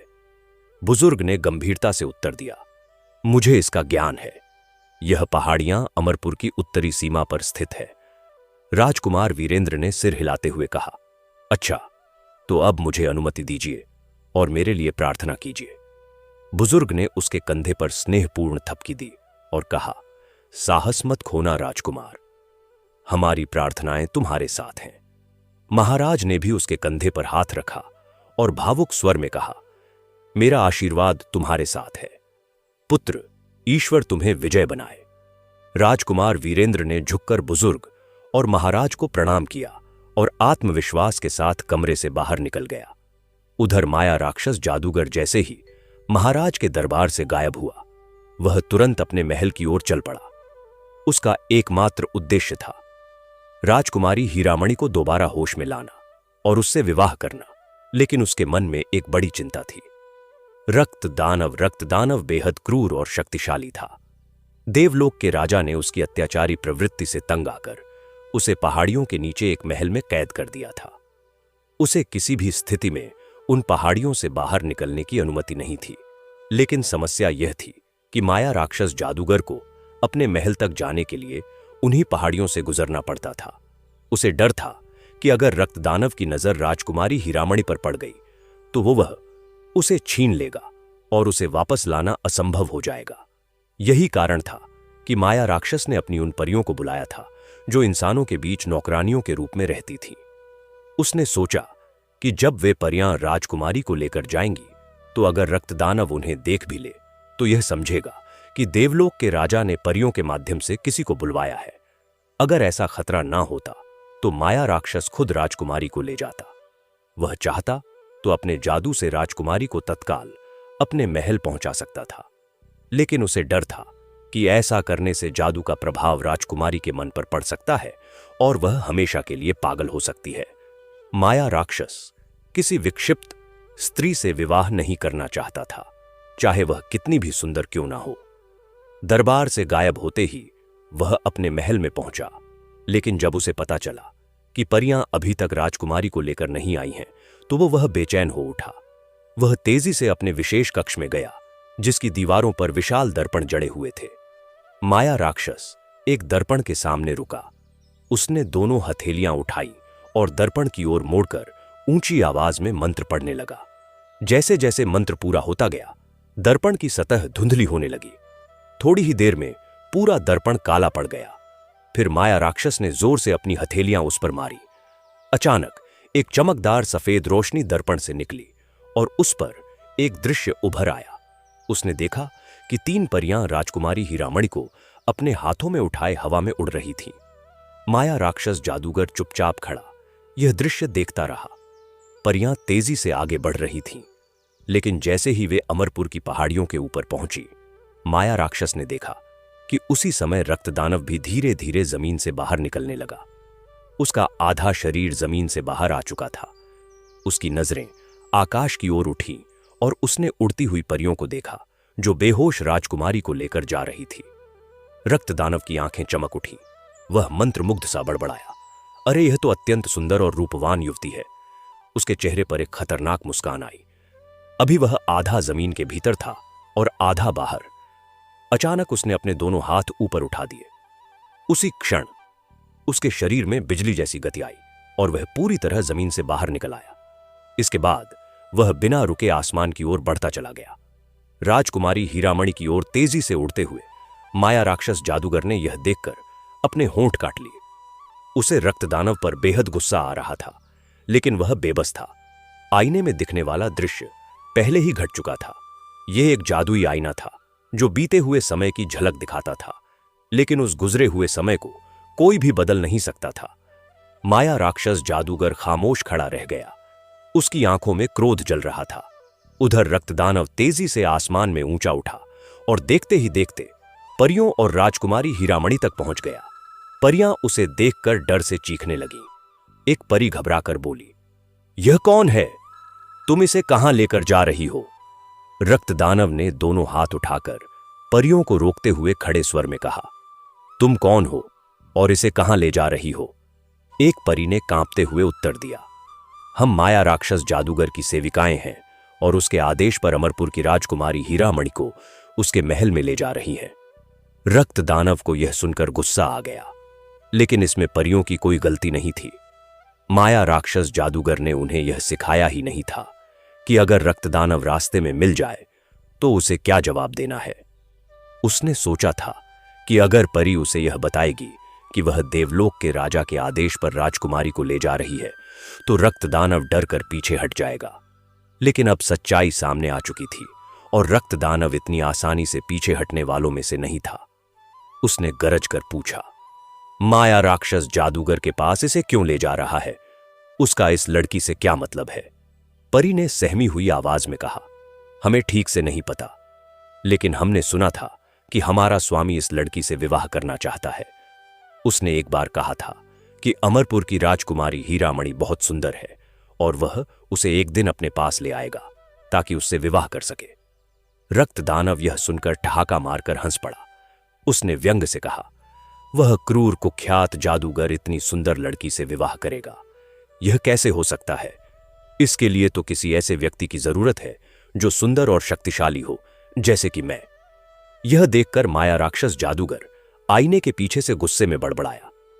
इसने कभी अपनी शक्ल देखी है? और यह खुद को सुंदर कह रहा है। उसका चेहरा क्रोध से तमतमा उठा। उधर परियां घबरा कर बोली, जाने दो, हमें देर हो रही है। अगर हम समय पर नहीं पहुंचे तो हमारा स्वामी हमें कठोर दंड देगा। रक्त दानव ने व्यंग्यपूर्वक कहा, ओह, तो बात यह है, लेकिन अब यह लड़की मेरे साथ जाएगी। मैंने तय कर लिया है कि मैं इससे विवाह करूंगा, न कि वह कुख्यात जादूगर। यह कहते हुए उसने राजकुमारी को परियों से छीनने की कोशिश की। परियां घबरा कर चिल्लाई, नहीं, हट जाओ, हम राजकुमारी को तुम्हारे हवाले नहीं कर सकती। परियां चीखीं, लेकिन इससे पहले कि वे कुछ कर पातीं, रक्तदानव ने गुस्से में एक परी की गर्दन पकड़ ली और जोर से मरोड़ दिया। परी दर्द से चीखी और अगले ही पल निर्जीव होकर नीचे गिर पड़ी। यह देख बाकी परियां डर से चीख पड़ीं। वे घबराकर राजकुमारी हीरामणि को उठाकर तेजी से इधर उधर उड़ने लगीं, लेकिन वे नाजुक और कमजोर थीं। रक्तदानव जैसे ताकतवर योद्धा का सामना कैसे कर सकती थीं? रक्तदानव ने एक झटके में दो परियों को पकड़ लिया और उनकी गर्दन मरोड़ दी। परियां दर्द से चिल्लाईं और अगले ही पल उनकी गर्दन टूट गई। राजकुमारी हीरामणि उनके हाथों से निकलकर किसी गेंद की तरह नीचे गिर रही थी। परियों की गर्दन मरोड़ते ही रक्तदानव ने बिजली की तरह तेजी से गोता लगाया और फिर जमीन के करीब पहुंचकर गिरती हुई राजकुमारी को अपने दोनों हाथों में थाम लिया। अगले ही क्षण वह राजकुमारी को लेकर जमीन के अंदर समा गया और देखते ही देखते दोनों वहां से गायब हो गए। परियों की तीनों निर्जीव देह वहीं जमीन पर पड़ी थीं। माया राक्षस जादूगर एकटक खड़ा इस स्थिति को देख रहा था। उसका दिमाग तेजी से सोचने में लगा था कि अब वह उस क्रूर और शक्तिशाली रक्तदानव के चंगुल से राजकुमारी को कैसे मुक्त कराए, लेकिन कोई भी उपाय उसकी समझ में नहीं आ रहा था। वह रक्तदानव के महल में प्रवेश नहीं कर सकता था, क्योंकि देवलोक के महाराज ने अपने राज्य में जादूगरों के प्रवेश पर रोक लगा रखी थी। देवलोक के महाराज को इस बात का भय था कि कहीं कोई जादूगर रक्तदानव की मदद से उस स्थान से बाहर न निकल जाए। माया राक्षस जादूगर को देवलोक के महाराज की शक्ति का भलीभांति ज्ञान था। उसे मालूम था कि अगर कोई जादूगर वहां घुसने की कोशिश करेगा तो वह तुरंत जलकर राख हो जाएगा और उसका जादू किसी काम नहीं आएगा। वह कई क्षणों तक सोचता रहा और फिर उसने अपने दोनों हाथों की हथेलियां आईने पर फेरीं। अचानक वह तेजी से मुड़ा और कमरे के बीचों बीच रखी मेज तक पहुंचा। मेज पर एक बड़ा सा पात्र रखा था। उसने उस पात्र को उठाया और फिर बगल में रखे एक चाकू को उठाकर उसकी नोक अपनी उंगली में चुभा दी। जैसे ही चाकू की नोक चुभी, उसकी उंगली से रक्त की धार बहकर पात्र में टपकने लगी। जादूगर ने तुरंत अपनी उंगली मुंह में डाल ली और खून का रिसाव रोकने के लिए उसे चूसने लगा। कुछ ही क्षणों में खून बहना बंद हो गया। अब उसने झुककर पात्र में पड़े रक्त को ध्यान से देखा और साथ ही बुदबुदाते हुए एक मंत्र का जाप करने लगा। खूनी बोने, इस पात्र से बाहर आओ। खूनी बोने, इस पात्र से बाहर आओ। माया राक्षस जादूगर ने जोर से कहा। जैसे ही मंत्र समाप्त हुआ, पात्र में भरा रक्त धीरे धीरे गायब होने लगा। जब पात्र पूरी तरह खाली हो गया तो अचानक उसमें से एक नन्हा सा बोना उछलकर मेज पर आ खड़ा हुआ। उसका रंग रक्त के समान लाल था। मेज पर खड़े होते ही उसका कद बढ़ने लगा और कुछ ही क्षणों में वह आम बोनों के बराबर हो गया। जैसे ही उसने अपनी जगह बनाई, वह झुककर बोला, आदेश दें मेरे स्वामी, आपने मुझे क्यों बुलाया है? माया राक्षस जादूगर ने उसकी ओर तीखी नजरों से देखा और कहा, खूनी बोने, मैं राजकुमारी हीरामणि को परियों की सहायता से अपने महल में लाने ही वाला था, लेकिन रास्ते में रक्तदानव ने उन परियों को मार डाला और राजकुमारी को छीनकर अपने महल में ले गया। मुझे बताओ, मैं उसे कैसे वापस ला सकता हूं? खूनी बोने ने कुछ क्षण सोचा, फिर धीरे से पूछा, मेरे स्वामी, आप इस राजकुमारी को अपने महल में क्यों लाना चाहते हैं? माया राक्षस जादूगर ने झुंझलाते हुए कहा, मैं उससे विवाह करना चाहता हूं, वह मुझे बहुत पसंद है। क्या राजकुमारी भी आपसे विवाह करना चाहती थीं? खूनी बोने ने अगला प्रश्न किया। माया राक्षस जादूगर हंस पड़ा और बोला, नहीं, मैंने उस पर मंत्र डालकर उसे वश में कर लिया था। मैं उसे अपने महल में लाकर होश में लाने वाला था, क्योंकि उसे मैंने बेहोश कर दिया था, और फिर मेरे जादू के प्रभाव में आकर वह मुझसे विवाह के लिए तैयार हो जाती। लेकिन यह शापित रक्त दानव बीच में टपक पड़ा और उसने मेरी योजना पर पानी फेर दिया। अब मुझे डर है कि वह भी उससे विवाह करने का प्रयास करेगा। माया राक्षस जादूगर ने गहरी सोच में डूबे हुए खूनी बोने से कहा, हां, वह जरूर कोशिश करेगा। खूनी बोने ने जवाब दिया, लेकिन उसकी कोशिश कभी सफल नहीं होगी मेरे स्वामी। राजकुमारी हीरामणि के दिमाग पर आपके जादू का असर अभी भी है और वह अभी भी बेहोश है। रक्तदानव उसे होश में नहीं ला सकता, वह केवल हाथ मलता रह जाएगा। इसे सुनकर उसे राहत मिली कि राजकुमारी हीरामणि फिलहाल रक्तदानव के बस में नहीं थी। लेकिन खूनी बोने ने गंभीर स्वर में कहा, राजकुमारी हीरामणि महल से बाहर नहीं जा सकती। यदि आपको उसे वापस पाना है तो आपको रक्तदानव को खत्म करना होगा। माया राक्षस जादूगर की भौहें तन गईं। लेकिन मैं उसके महल में जा नहीं सकता, तो उसे मारूंगा कैसे? तुम ही कोई उपाय बताओ। इसके लिए आपको कठिन परिश्रम करना होगा मेरे स्वामी। खूनी बोने ने उत्तर दिया, मैं जानता हूं कि रक्तदानव की जान 2 मानव खोपड़ियों में कैद है। जब तक वे खोपड़ियां चूर चूर नहीं हो जाती, तब तक रक्तदानव अमर रहेगा। इसलिए वह हमेशा उन खोपड़ियों को अपने गले में पहनकर रखता है, ताकि कोई उन्हें तोड़ न सके। रक्तदानव इतना शक्तिशाली है कि कोई उसके गले से वे खोपड़ियां नहीं उतार सकता। इसे नष्ट करने का एक ही तरीका है। क्या तरीका? माया राक्षस जादूगर ने उत्सुकता से पूछा। आपको अपने महल के विशेष कक्ष में बैठकर अलाप जादू का अभ्यास करना होगा। जब यह जादू पूरी तरह आपके नियंत्रण में आ जाएगा, तब आप इतने शक्तिशाली हो जाएंगे कि अपने महल में बैठे बैठे ही रक्तदानव की खोपड़ियों को चूर चूर कर सकते हैं। जब वह अपने महल से निकलकर घाटी में आएगा, तो आप अपने जादू से उसे समाप्त कर सकते हैं। इसके अलावा कोई दूसरा उपाय नहीं है। माया राक्षस जादूगर की आंखों में चिंता झलकने लगी। लेकिन यह जादू सीखना बेहद कठिन है। इसमें 40 दिन लगते हैं और इस दौरान मुझे अपनी सारी जादुई शक्तियां त्यागनी होंगी। उन 40 दिनों तक मैं एक साधारण मनुष्य की तरह कमजोर हो जाऊंगा। यदि इस दौरान कोई मेरे महल में आ गया तो वह मुझे आसानी से मार सकता है। कोई और उपाय बताओ। खूनी बोने ने सिर हिलाते हुए कहा, मेरे स्वामी, इसके अलावा और कोई रास्ता नहीं है। यदि आप सच में राजकुमारी हीरामणि को पाना चाहते हैं तो आपको यह जादू हर हाल में सीखना होगा। हां, एक उपाय है जिससे आप अपनी जान बचा सकते हैं। क्या उपाय? माया राक्षस जादूगर ने उत्सुकता से पूछा। आप अपनी आत्मा को किसी पक्षी में स्थानांतरित कर सकते हैं और उस पक्षी को किसी ऐसी जगह छिपा सकते हैं जहां कोई उसे ढूंढ न सके। इस तरह अगर कोई आपको मारने की कोशिश भी करे तो भी आप सुरक्षित रहेंगे। माया राक्षस जादूगर की आंखों में चमक आ गई। यह तो बहुत अच्छा उपाय है। अब मैं निश्चित रूप से अलाप जादू सीखूंगा और उसके बाद रक्तदानव को मारकर राजकुमारी हीरामणि को पालूंगा। तुम्हारा बहुत बहुत धन्यवाद खूनी बोने। अब तुम जा सकते हो। खूनी बोने ने जाने से पहले एक अंतिम चेतावनी दी। स्वामी, तप्तगिरी के राजकुमार वीरेंद्र भी राजकुमारी हीरामणि को पाने के लिए निकल चुके हैं। वह पहले रक्तदानव को हराने का प्रयास करेगा और यदि वह सफल हो गया तो फिर वह आपकी ओर बढ़ेगा। आपको सतर्क रहना चाहिए। माया राक्षस जादूगर ठाका मारकर हंस पड़ा। वह मूर्ख है। रक्तदानव जैसा शक्तिशाली और निर्दयी राक्षस उसे पल भर में मसल कर रख देगा। वह मेरे या रक्तदानव के लिए कोई खतरा नहीं है। केवल मैं ही रक्तदानव का अंत कर सकता हूं, अलाप जादू की शक्ति से। जैसी आपकी इच्छा स्वामी। खूनी बोने ने सिर झुका लिया।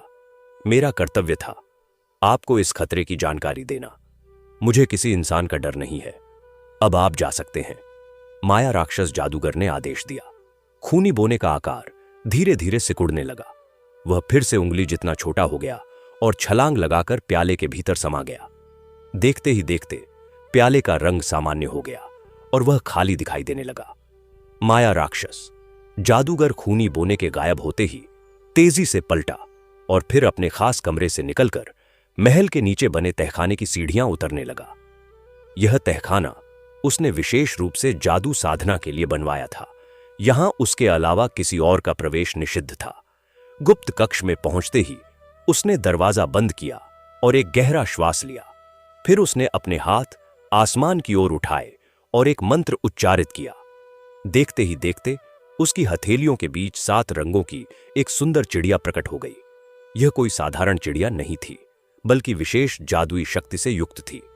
माया राक्षस ने चिड़िया को धीरे से अपनी मुट्ठी में बंद किया और उसे अपने होठों के पास लाकर एक रहस्यमय मंत्र पढ़ने लगा।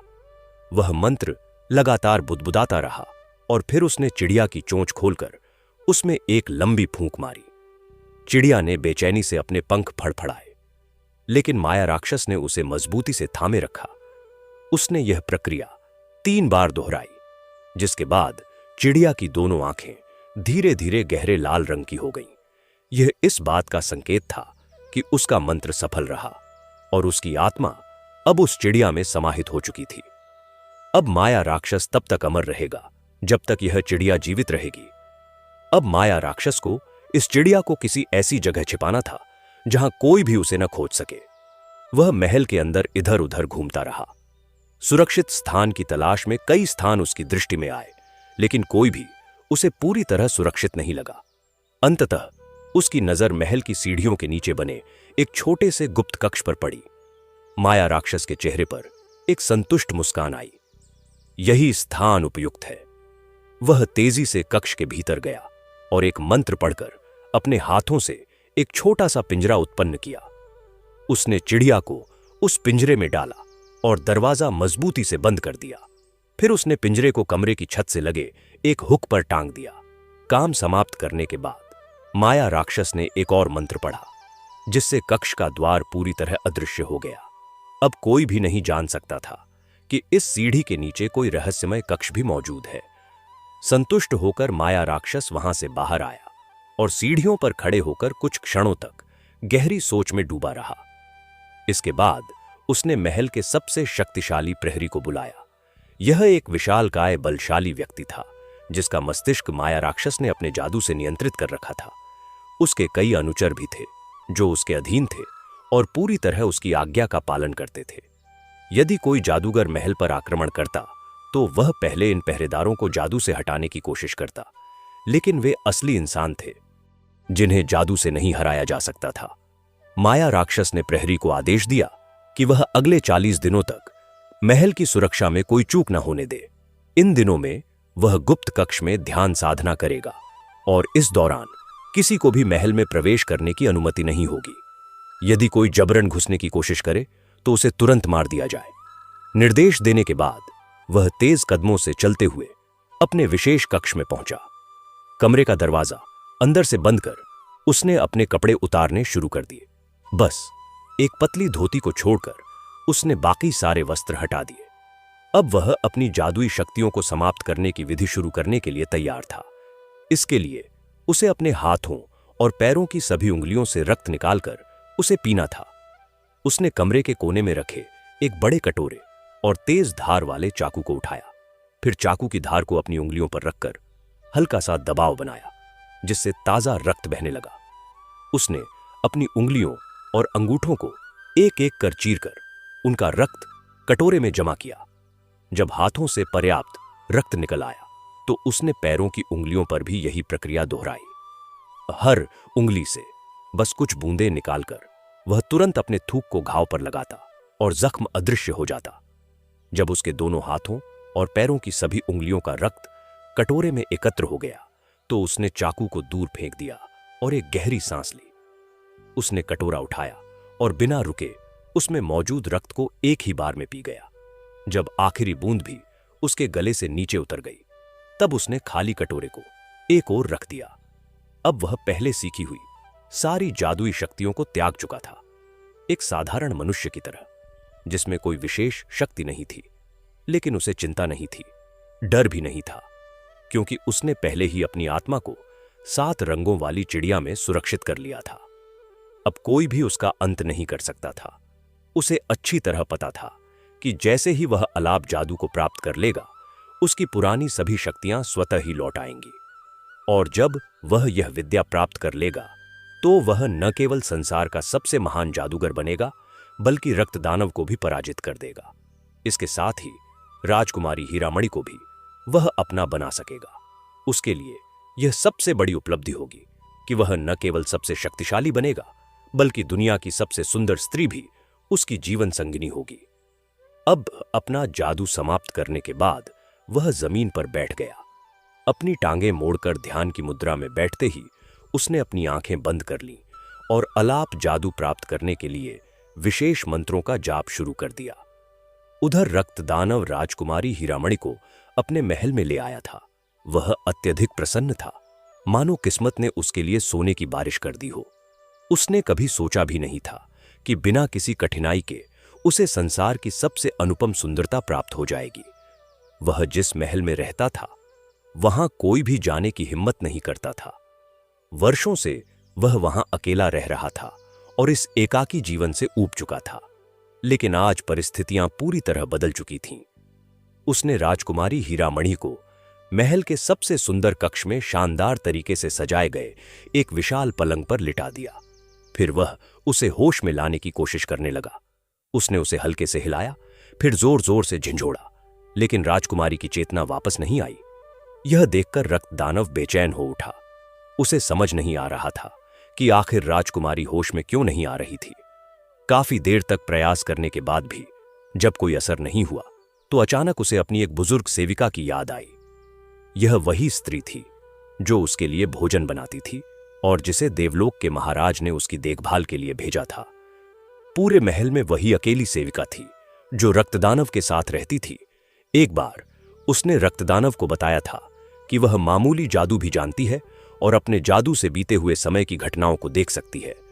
रक्तदानव को यह ध्यान आते ही उसने जोर जोर से उस बुजुर्ग सेविका को पुकारना शुरू कर दिया। कुछ क्षणों बाद एक वृद्धा प्रकट हुई। उसके बाल सफेद हो चुके थे, यहां तक कि उसकी भौहें और पलकें भी सफेदी से भर चुकी थीं। कमरे में बूढ़ी औरत दाखिल हुई। उसके चेहरे पर चिंता की लकीरें साफ नजर आ रही थीं। उसने रक्तदानव के सामने हाथ जोड़कर कहा, हुक्म मेरे स्वामी। रक्तदानव ने गर्व से कहा, बूढ़ी औरत, देखो हम अपने विवाह के लिए कितनी सुंदर स्त्री लाए हैं। उसने पलंग पर बेहोश पड़ी राजकुमारी हीरामणि की ओर इशारा किया। बूढ़ी औरत ने हैरान होकर राजकुमारी को देखा और बोली, स्वामी, यह कोई साधारण स्त्री नहीं, बल्कि किसी बड़े राज्य की राजकुमारी लगती है। बिल्कुल सही, यह अमरपुर देश की राजकुमारी हीरामणि है। इसे माया राक्षस जादूगर अपने महल में ले जा रहा था, लेकिन हमने इसे अपने लिए छीन लिया है। अब हम स्वयं इससे विवाह करेंगे, लेकिन यह होश में नहीं आ रही, इसलिए तुम्हें बुलाया है। तुम बताओ, इसे होश में कैसे लाया जाए? बूढ़ी औरत चौंक गई। स्वामी, विवाह? और आप? हां, क्यों? क्या मैं सुंदर नहीं हूं? तुम बस इसे होश में लाने का उपाय बताओ, फिर देखना यह कितनी खुशी से हमसे विवाह करने को तैयार होगी। रक्तदानव ने गर्व से छाती ठोकते हुए कहा। बूढ़ी औरत धीरे धीरे आगे बढ़ी और राजकुमारी के पास जाकर झुक गई। उसने ध्यान से राजकुमारी का चेहरा देखा, फिर आंखें बंद कर लीं। कुछ देर बाद जब उसने आंखें खोलीं, तो उसके चेहरे पर चिंता की गहरी लकीरें थीं। स्वामी, इसे होश में लाना आसान नहीं है, बूढ़ी औरत ने गंभीर स्वर में कहा। क्या मतलब? पूरी बात साफ साफ कहो, रक्तदानव ने झुंझलाते हुए कहा। बूढ़ी औरत बोली, स्वामी, माया राक्षस जादूगर ने राजकुमारी के मन पर अपना वश कर लिया है और उसे अपने जादू से बेहोश कर दिया है। जब तक वह स्वयं अपना जादू न हटाए या उसका अंत न हो जाए, तब तक न राजकुमारी का मन स्वतंत्र हो सकता है और न ही वह होश में आ सकती है। उस माया राक्षस की इतनी हिम्मत कि वह मेरी होने वाली रानी पर जादू करे, मैं उसकी हड्डियां तोड़ दूंगा। उसे अभी बुलाओ, रक्तदानव ने गुस्से में पैर पटकते हुए कहा। बूढ़ी औरत ने सिर झुकाकर कहा, स्वामी, माया राक्षस जादूगर स्वयं राजकुमारी से विवाह करना चाहता था और वह इस बात से बहुत क्रोधित है कि आपने उसे रास्ते में रोककर राजकुमारी को छीन लिया। इसलिए वह आपको मारने के इरादे से अपनी आत्मा को 7 रंगों वाली चिड़िया में सुरक्षित करके अपने गुप्त कक्ष में बैठ गया है और अलाप जादू प्राप्त करने का अनुष्ठान कर रहा है। जब तक वह स्वयं न मरे तब तक राजकुमारी को होश नहीं आ सकता। यह सुनकर रक्तदानव का गुस्सा और बढ़ गया। मैं उसे देख लूंगा, पर यह क्या कह रही हो कि कोई और भी हमारी राह में बाधा बनने आ रहा है? बूढ़ी औरत ने सिर झुका लिया। जी स्वामी, राजकुमारी को बचाने के लिए तप्तगिरी के राजकुमार वीरेंद्र भी अमरपुर की पहाड़ियों की ओर बढ़ रहे हैं। उनका इरादा है कि पहले आपसे युद्ध करें, फिर माया राक्षस जादूगर का अंत करके राजकुमारी को वापस ले जाएं। रक्तदानव ठहाका लगाकर हंसा। हा हा हा, उस इंसान की इतनी हिम्मत कि मुझसे टक्कर ले। देवलोक के सबसे शक्तिशाली देवता भी मेरा सामना करने से डरते हैं, और यह साधारण मनुष्य मुझसे युद्ध करेगा? कहां है वह? बताओ, मैं अभी उसकी हड्डियां तोड़ डालूंगा। बूढ़ी औरत ने शांत स्वर में कहा। स्वामी, वह 3 दिनों में यहां पहुंच जाएगा। यदि आप अनुमति दें तो मैं एक उपाय बता सकती हूं, जिससे वह मनुष्य भी समाप्त हो जाएगा, माया राक्षस जादूगर का भी अंत हो जाएगा और राजकुमारी का जादू भी टूट जाएगा। फिर आप निश्चिंत होकर उससे विवाह कर सकेंगे। रक्तदानव ने आंखें सिकोड़कर उसकी ओर देखा। अच्छा, तो जल्दी बताओ, वह उपाय क्या है? बूढ़ी औरत बोली। मालिक, माया राक्षस जादूगर इस समय अपना सारा जादू खो चुका है। वह अब एक साधारण व्यक्ति बन चुका है।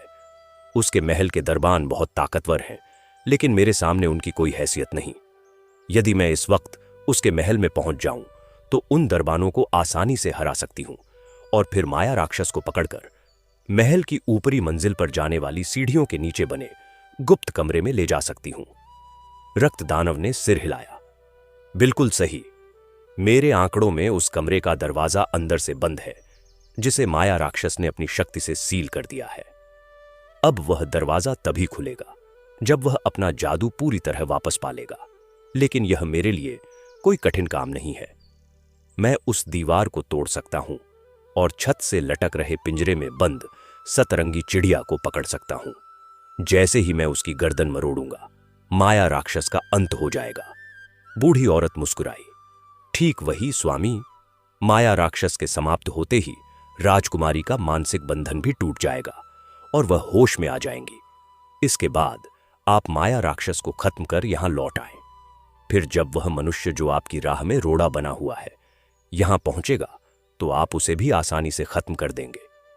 इस तरह आपके सभी शत्रु समाप्त हो जाएंगे और आप राजकुमारी से विवाह कर सुखपूर्वक जीवन बिता सकेंगे। रक्तदानव ने बूढ़ी औरत की बात सुनकर गहरी सांस ली और कहा, यह योजना तो सच में बहुत अच्छी है। माया राक्षस को खत्म करना कोई मुश्किल काम नहीं और वह इंसान भी 2-3 दिनों में यहां पहुंच जाएगा। मैं तो 1 घंटे में ही माया राक्षस को समाप्त कर सकता हूं, लेकिन तुम यह भी जानती हो कि देवलोक के महाराज ने मुझे इस घाटी में कैद कर रखा है। मैं इस सीमा से बाहर नहीं जा सकता। फिर तुम मुझे ऐसी योजना बताकर निराश क्यों कर रही हो? बूढ़ी औरत मुस्कुराई और बोली, मुझे सब पता है मेरे स्वामी, लेकिन मैंने यह योजना बहुत सोच समझकर बनाई है। देवलोक के महाराज की मैं खास दासी हूं। मैंने उन्हें बचपन से पाला है। वह मुझ पर बहुत विश्वास करते हैं और मेरी बात कभी टालते नहीं। यदि आप चाहें तो मैं जाकर महाराज से आपके लिए माया राक्षस जादूगर के महल तक जाने और वापस आने की विशेष अनुमति मांग सकती हूं। रक्तदानव की आंखें चमक उठीं। क्या महाराज मेरी यह बात मान लेंगे? यदि ऐसा हो सकता है तो बूढ़ी अम्मा, तुम जरूर मेरे लिए यह काम करो। यकीन मानो, यदि तुम मुझे यह अनुमति दिला दो तो मैं वादा करता हूं कि उसी क्षण तुम्हें गुलामी से मुक्त कर दूंगा। अब रक्तदानव को अपनी जरूरत थी, इसलिए वह बूढ़ी औरत को पहले की तरह तुच्छ समझने के बजाय बूढ़ी अम्मा कहने लगा। बूढ़ी अम्मा ने अपनी चालाकी दिखाते हुए तुरंत कहा, अगर आप सच में मुझे आजाद करने का वादा करते हैं तो ईश्वर की सौगंध खानी होगी। रक्तदानव ने बिना किसी हिचकिचाहट के ईश्वर की सौगंध ली। राजकुमारी से विवाह करने के लालच में वह एक नहीं बल्कि हजारों दासियों को मुक्त कर सकता था। ठीक है, तो मैं अभी जाती हूं। मुझे पूरा यकीन है कि मैं जल्द ही वापस लौटूंगी, बूढ़ी अम्मा ने कहा, और रक्तदानव के सिर हिलाते ही वह तेज कदमों से कमरे से बाहर निकल गई। रक्तदानव बेचैनी से कमरे में इधर उधर टहलने लगा। उसके मन में केवल एक ही विचार घूम रहा था, काश एक बार देवलोक का महाराज उसे माया राक्षस जादूगर के महल तक जाने की अनुमति दे दे, फिर वह दिखा देगा कि माया राक्षस उसके हाथों से कैसे बच सकता है। वह गहरी सोच में डूबा टहलता रहा। भूतनाथ को खत्म करने का इससे अच्छा मौका दोबारा नहीं मिलेगा। इतना शक्तिशाली जादूगर शायद ही किसी और तरीके से मारा जा सकता था। वह इसी उधेड़बुन में घूमता रहा। थकान महसूस होने पर उसने राजकुमारी हीरामणि की ओर देखा, जो अभी भी अचेत पड़ी थी। उसे एक नजर देखने के बाद वह अपने कमरे की ओर बढ़ गया। बिस्तर पर लेटकर भी उसका मन उसी में उलझा रहा और सोचते सोचते उसकी आंख लग गई। अचानक उसे किसी की आवाज सुनाई दी, आका, उठिए, मैं लौट आई हूं। यह सुनते ही वह घबराकर उठ बैठा। सामने वही बूढ़ी अम्मा खड़ी थी। इतनी जल्दी वापस कैसे आ गई? रक्तदानव ने हैरानी से पूछा। बूढ़ी अम्मा मुस्कुराई और बोली, जल्दी नहीं आका, मुझे आने जाने में 1.5 दिन लग गए, लेकिन मैं इजाजत लेकर आ गई हूं। यह कहकर उसने हाथ में पकड़ा हुआ एक कागज रक्तदानव की ओर बढ़ाया। रक्तदानव ने वह कागज लिया और पढ़ने लगा। उस पर देवलोक के महाराज की शाही मोहर लगी हुई थी। लिखा था कि रक्तदानव एक बार घाटी से बाहर निकलकर माया राक्षस जादूगर के महल में जा सकता है और फिर वापस लौट सकता है। वाह बूढ़ी अम्मा, तुमने कमाल कर दिया। रक्तदानव खुशी से उछल पड़ा। फिर बूढ़ी अम्मा की ओर देखते हुए बोला, मैं अपने वादे का पक्का हूं। आज से तुम आजाद हो। अब तुम जहां चाहो जा सकती हो। बूढ़ी अम्मा के चेहरे पर खुशी की लहर दौड़ गई। उसने अपने कान में पड़ा गुलामी का निशान उतारकर दूर फेंक दिया। उसकी आंखों में आजादी की चमक थी। तो क्या तुम अभी जाना चाहोगी या मेरी शादी तक यहीं रुकोगी? रक्तदानव ने पूछा। बूढ़ी अम्मा ने मुस्कुराकर कहा, मैं तब तक यहीं रहूंगी और राजकुमारी की रक्षा करूंगी। जब तुम लौट आओगे तब चली जाऊंगी, जैसी तुम्हारी इच्छा। अब मैं चलता हूं। कहकर रक्तदानव तेजी से कमरे से बाहर निकला और आंगन में पहुंचते ही आकाश की ओर उड़ने लगा। जैसे ही उसका सिर छत से टकराया, छत अपने आप हट गई और वह ऊपर की ओर बढ़ता चला गया। अगले ही पल वह घाटी में पहुंच चुका था। इतने वर्षों बाद पहली बार बाहर निकलने की खुशी उसके चेहरे पर झलक रही थी। उड़ते हुए वह आसपास के दृश्यों को भी देखने लगा। दूर दूर तक फैले पहाड़, घने जंगल और चमकती नदियां उसे अद्भुत लग रही थीं। लगभग 1 पहर तक लगातार उड़ने के बाद उसने माया राक्षस जादूगर का विशाल महल देख लिया। दूर से ही वह भव्य और डरावना लग रहा था। जैसे ही वह महल के मुख्य द्वार पर उतरा, वहां खड़े 2 प्रहरियों की नजर उस पर पड़ी। वे लंबे चौड़े बलशाली थे और उनके हाथों में बड़ी बड़ी तलवारें थीं। रक्तदानव ने मन ही मन कहा, ये साधारण पहरेदार मुझे रोकेंगे? मुझसे टक्कर लेने की इनकी हिम्मत भी कैसे हुई? वह तेज कदमों से दरवाजे की ओर बढ़ा। प्रहरियों ने उसे आते देख अपनी तलवारें निकाल लीं। रुको, अगर अपनी जान बचानी है तो पीछे हट जाओ। आज कोई भी उस अंधे जादूगर को मेरे प्रकोप से नहीं बचा सकता। रक्तदानव ने गुस्से से गर्जना की। मेरा नाम रक्तदानव है। उसकी आवाज पूरे महल में गूंज उठी, लेकिन प्रहरी अपनी निष्ठा के कारण पीछे हटने को तैयार नहीं थे। उन्होंने विशाल तलवारें लहराई और झपटकर रक्तदानव पर वार कर दिया, पर उनकी तलवारें उसके लोहे जैसे शरीर पर बेअसर थीं। बिजली की फुर्ती से उसने दोनों की गर्दन पकड़ ली और पूरी ताकत से उनके सिर आपस में टकरा दिए। एक तेज धमाका हुआ और दोनों के सिर छितरा गए। उनकी निष्प्राण देह जमीन पर गिर पड़ी। रक्तदानव ने लाशों को किनारे किया और पूरे बल से महल के दरवाजे पर लात मारी। मजबूत लकड़ी और लोहे के जोड़ एक ही झटके में उखड़ गए और भीतर जा गिरे। वह एक लंबी छलांग लगाकर अंदर दाखिल हो गया। जैसे ही वह भीतर पहुंचा, महल का प्रमुख दरबान अपने 20 सहयोगियों के साथ सामने आ खड़ा हुआ। उनके हाथों में नंगी तलवारें चमक रही थीं, लेकिन गुस्से से भरे रक्तदानव को रोकना किसी के बस की बात नहीं थी।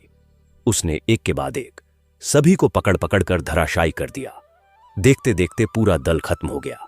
अब उसके सामने कोई बाधा नहीं थी। वह तेजी से दौड़ता हुआ महल के अंदर चला गया। बूढ़ी अम्मा ने पहले ही उसे गुप्त कक्ष का पूरा रास्ता बता दिया था। वह नीचे उतरती सीढ़ियों को पार करता हुआ विशाल दरवाजे के सामने पहुंचा। दरवाजा अंदर से बंद था। उसने पूरी ताकत से लात मारी और दरवाजा धमाके के साथ अंदर गिर पड़ा।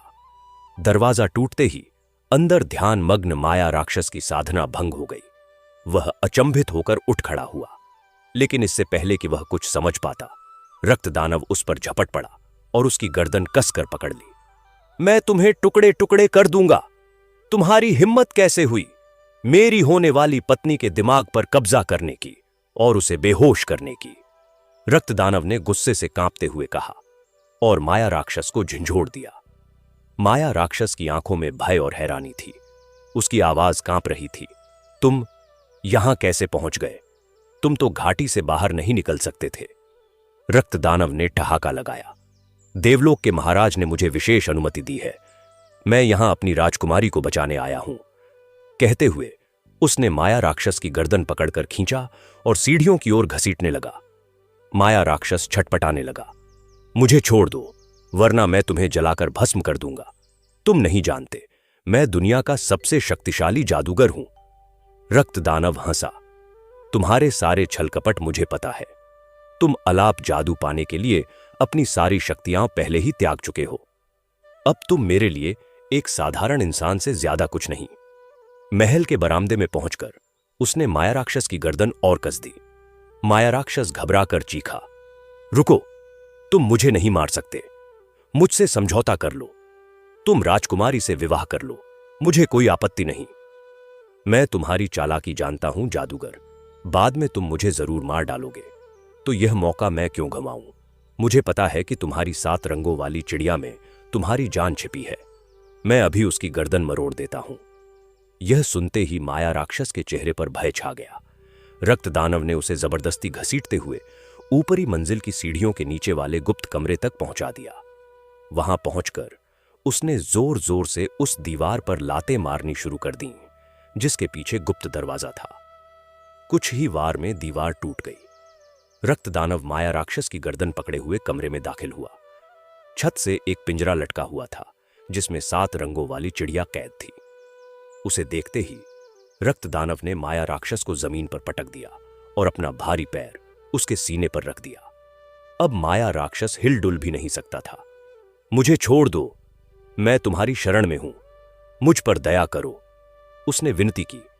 लेकिन रक्त दानव के चेहरे पर दया का नामो निशान नहीं था। उसने झट से पिंजरा उतारा, सलाखें तोड़ दी और सतरंगी चिड़िया उसकी हथेली में आ गई। माया राक्षस घबराकर चीख उठा। अगले ही पल रक्त दानव ने निर्दयता से चिड़िया की गर्दन मरोड़ दी। उसी क्षण माया राक्षस के मुंह से दर्दनाक चीख निकली और उसकी भी गर्दन टूट गई। पूरे कमरे में जोरदार धमाका हुआ। चारों ओर घना धुआं फैल गया।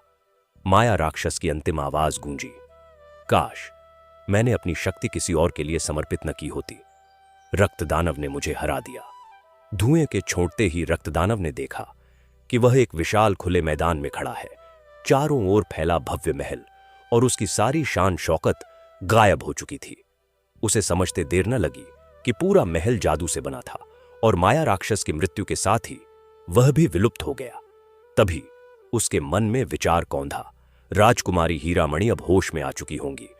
उसने देर न की, आकाश में छलांग लगाई और तेज गति से अपने महल की ओर उड़ चला। उधर राजकुमार वीरेंद्र तेजी से अमरपुर की पहाड़ियों की ओर बढ़ रहे थे। उन्हें पता था कि पहले रक्त दानव से युद्ध करना होगा, फिर माया राक्षस का अंत करना पड़ेगा। उसके बाद ही वह राजकुमारी हीरामणि को अपने राज्य वापस ले जा सकेंगे। सफर लंबा था, इसलिए पहाड़ियों तक पहुंचने में 3 दिन लग गए। तीसरे दिन जब वह पहाड़ियों के निकट पहुंचे तो घोड़ा रोका और जेब से वह जादुई तख्ती निकाली जो एक बुजुर्ग ने उन्हें दी थी। हे तख्ती, बताओ क्या मैं सही स्थान पर पहुंच गया हूं और रक्त दानव को कैसे हरा सकता हूं? जैसे ही ये शब्द कहे, तख्ती पर चमकती हुई इबारत उभर आई, राजकुमार वीरेंद्र, तुम सही स्थान पर पहुंच चुके हो, लेकिन रक्त दानव अत्यंत शक्तिशाली है। उस पर कोई तलवार, तीर या खंजर असर नहीं करता। उसकी जान 2 मानव खोपड़ियों में कैद है जिन्हें वह सदा अपने गले में लटकाए रखता है। यदि तुम अपनी तलवार के एक ही वार से दोनों खोपड़ियों को एक साथ चूर चूर कर सको तो ही उसे पराजित कर सकते हो। तख्ती को पढ़कर राजकुमार वीरेंद्र ने गहरी सांस ली और उसे वापस जेब में रख लिया। अब उन्हें पता था कि रक्त दानव की कमजोरी क्या है, पर यह भी जानते थे कि यह काम बेहद कठिन है। फिर भी उन्होंने हिम्मत नहीं हारी। घोड़ा कुछ ही आगे बढ़ा था कि अचानक एक बड़ी चट्टान की ओट से वही बूढ़ी अम्मा प्रकट हुईं, जिनके सिर, भौहें और पलकें तक सफेद थीं। उन्होंने कांपते हाथों से इशारा किया कि राजकुमार रुके। वीरेंद्र ने घोड़ा रोका और पूछा, क्या बात है अम्मा, तुम यहां अकेली क्यों खड़ी हो? बूढ़ी अम्मा ने गंभीर स्वर में कहा, मैं रक्तदानव के महल से निकलकर तुम्हारा इंतजार कर रही थी, क्योंकि मुझे पता है कि तुम राजकुमारी हीरामणि को बचाने जा रहे हो। लेकिन याद रखना, रक्तदानव इतना शक्तिशाली है कि वह तुम्हें एक झटके में खत्म कर सकता है। राजकुमार वीरेंद्र ने आश्चर्य से पूछा, अम्मा, तुम्हें यह सब कैसे पता और तुम्हारा रक्तदानव से क्या संबंध है? बूढ़ी अम्मा ने धीरे धीरे अपनी पूरी कहानी सुनाई।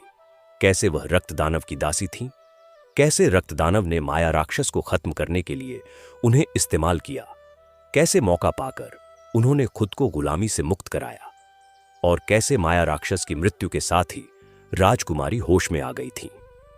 मैंने राजकुमारी को शांत किया और समझाया कि जब तक रक्तदानव का अंत नहीं होगा वह महल से बाहर नहीं निकल सकती। इसलिए मैंने उन्हें वहीं छोड़ा और तुम्हारा इंतजार करने आई। राजकुमार वीरेंद्र ने राहत की सांस ली। यह तो बहुत अच्छा हुआ कि एक दुश्मन खुद ही खत्म हो गया, लेकिन अम्मा, तुमने हमारे लिए इतना बड़ा जोखिम उठाया, आखिर क्यों? बूढ़ी अम्मा की आंखों में करुणा झलक आई। जब मैंने राजकुमारी हीरामणि को देखा तो मुझे अपनी युवावस्था की याद आ गई। मुझे उस पर दया आ गई। मैं नहीं चाहती थी कि कोई निर्दोष स्त्री उस राक्षस की गुलामी में जीवन बिताए, इसलिए मैंने यह सब किया। अब तुम जाओ राजकुमार, सावधान रहना। रक्तदानव की कमजोरी तुम्हें पता है, उसके गले की दोनों खोपड़ियां, बस एक सटीक वार और वह हमेशा के लिए समाप्त हो जाएगा। यह कहकर बूढ़ी अम्मा धीरे धीरे जंगल की ओर चली गई। राजकुमार वीरेंद्र ने तलवार की मुट्ठ कस ली, घोड़े को ऐड़ लगाई और रक्तदानव के महल की ओर बढ़ चले।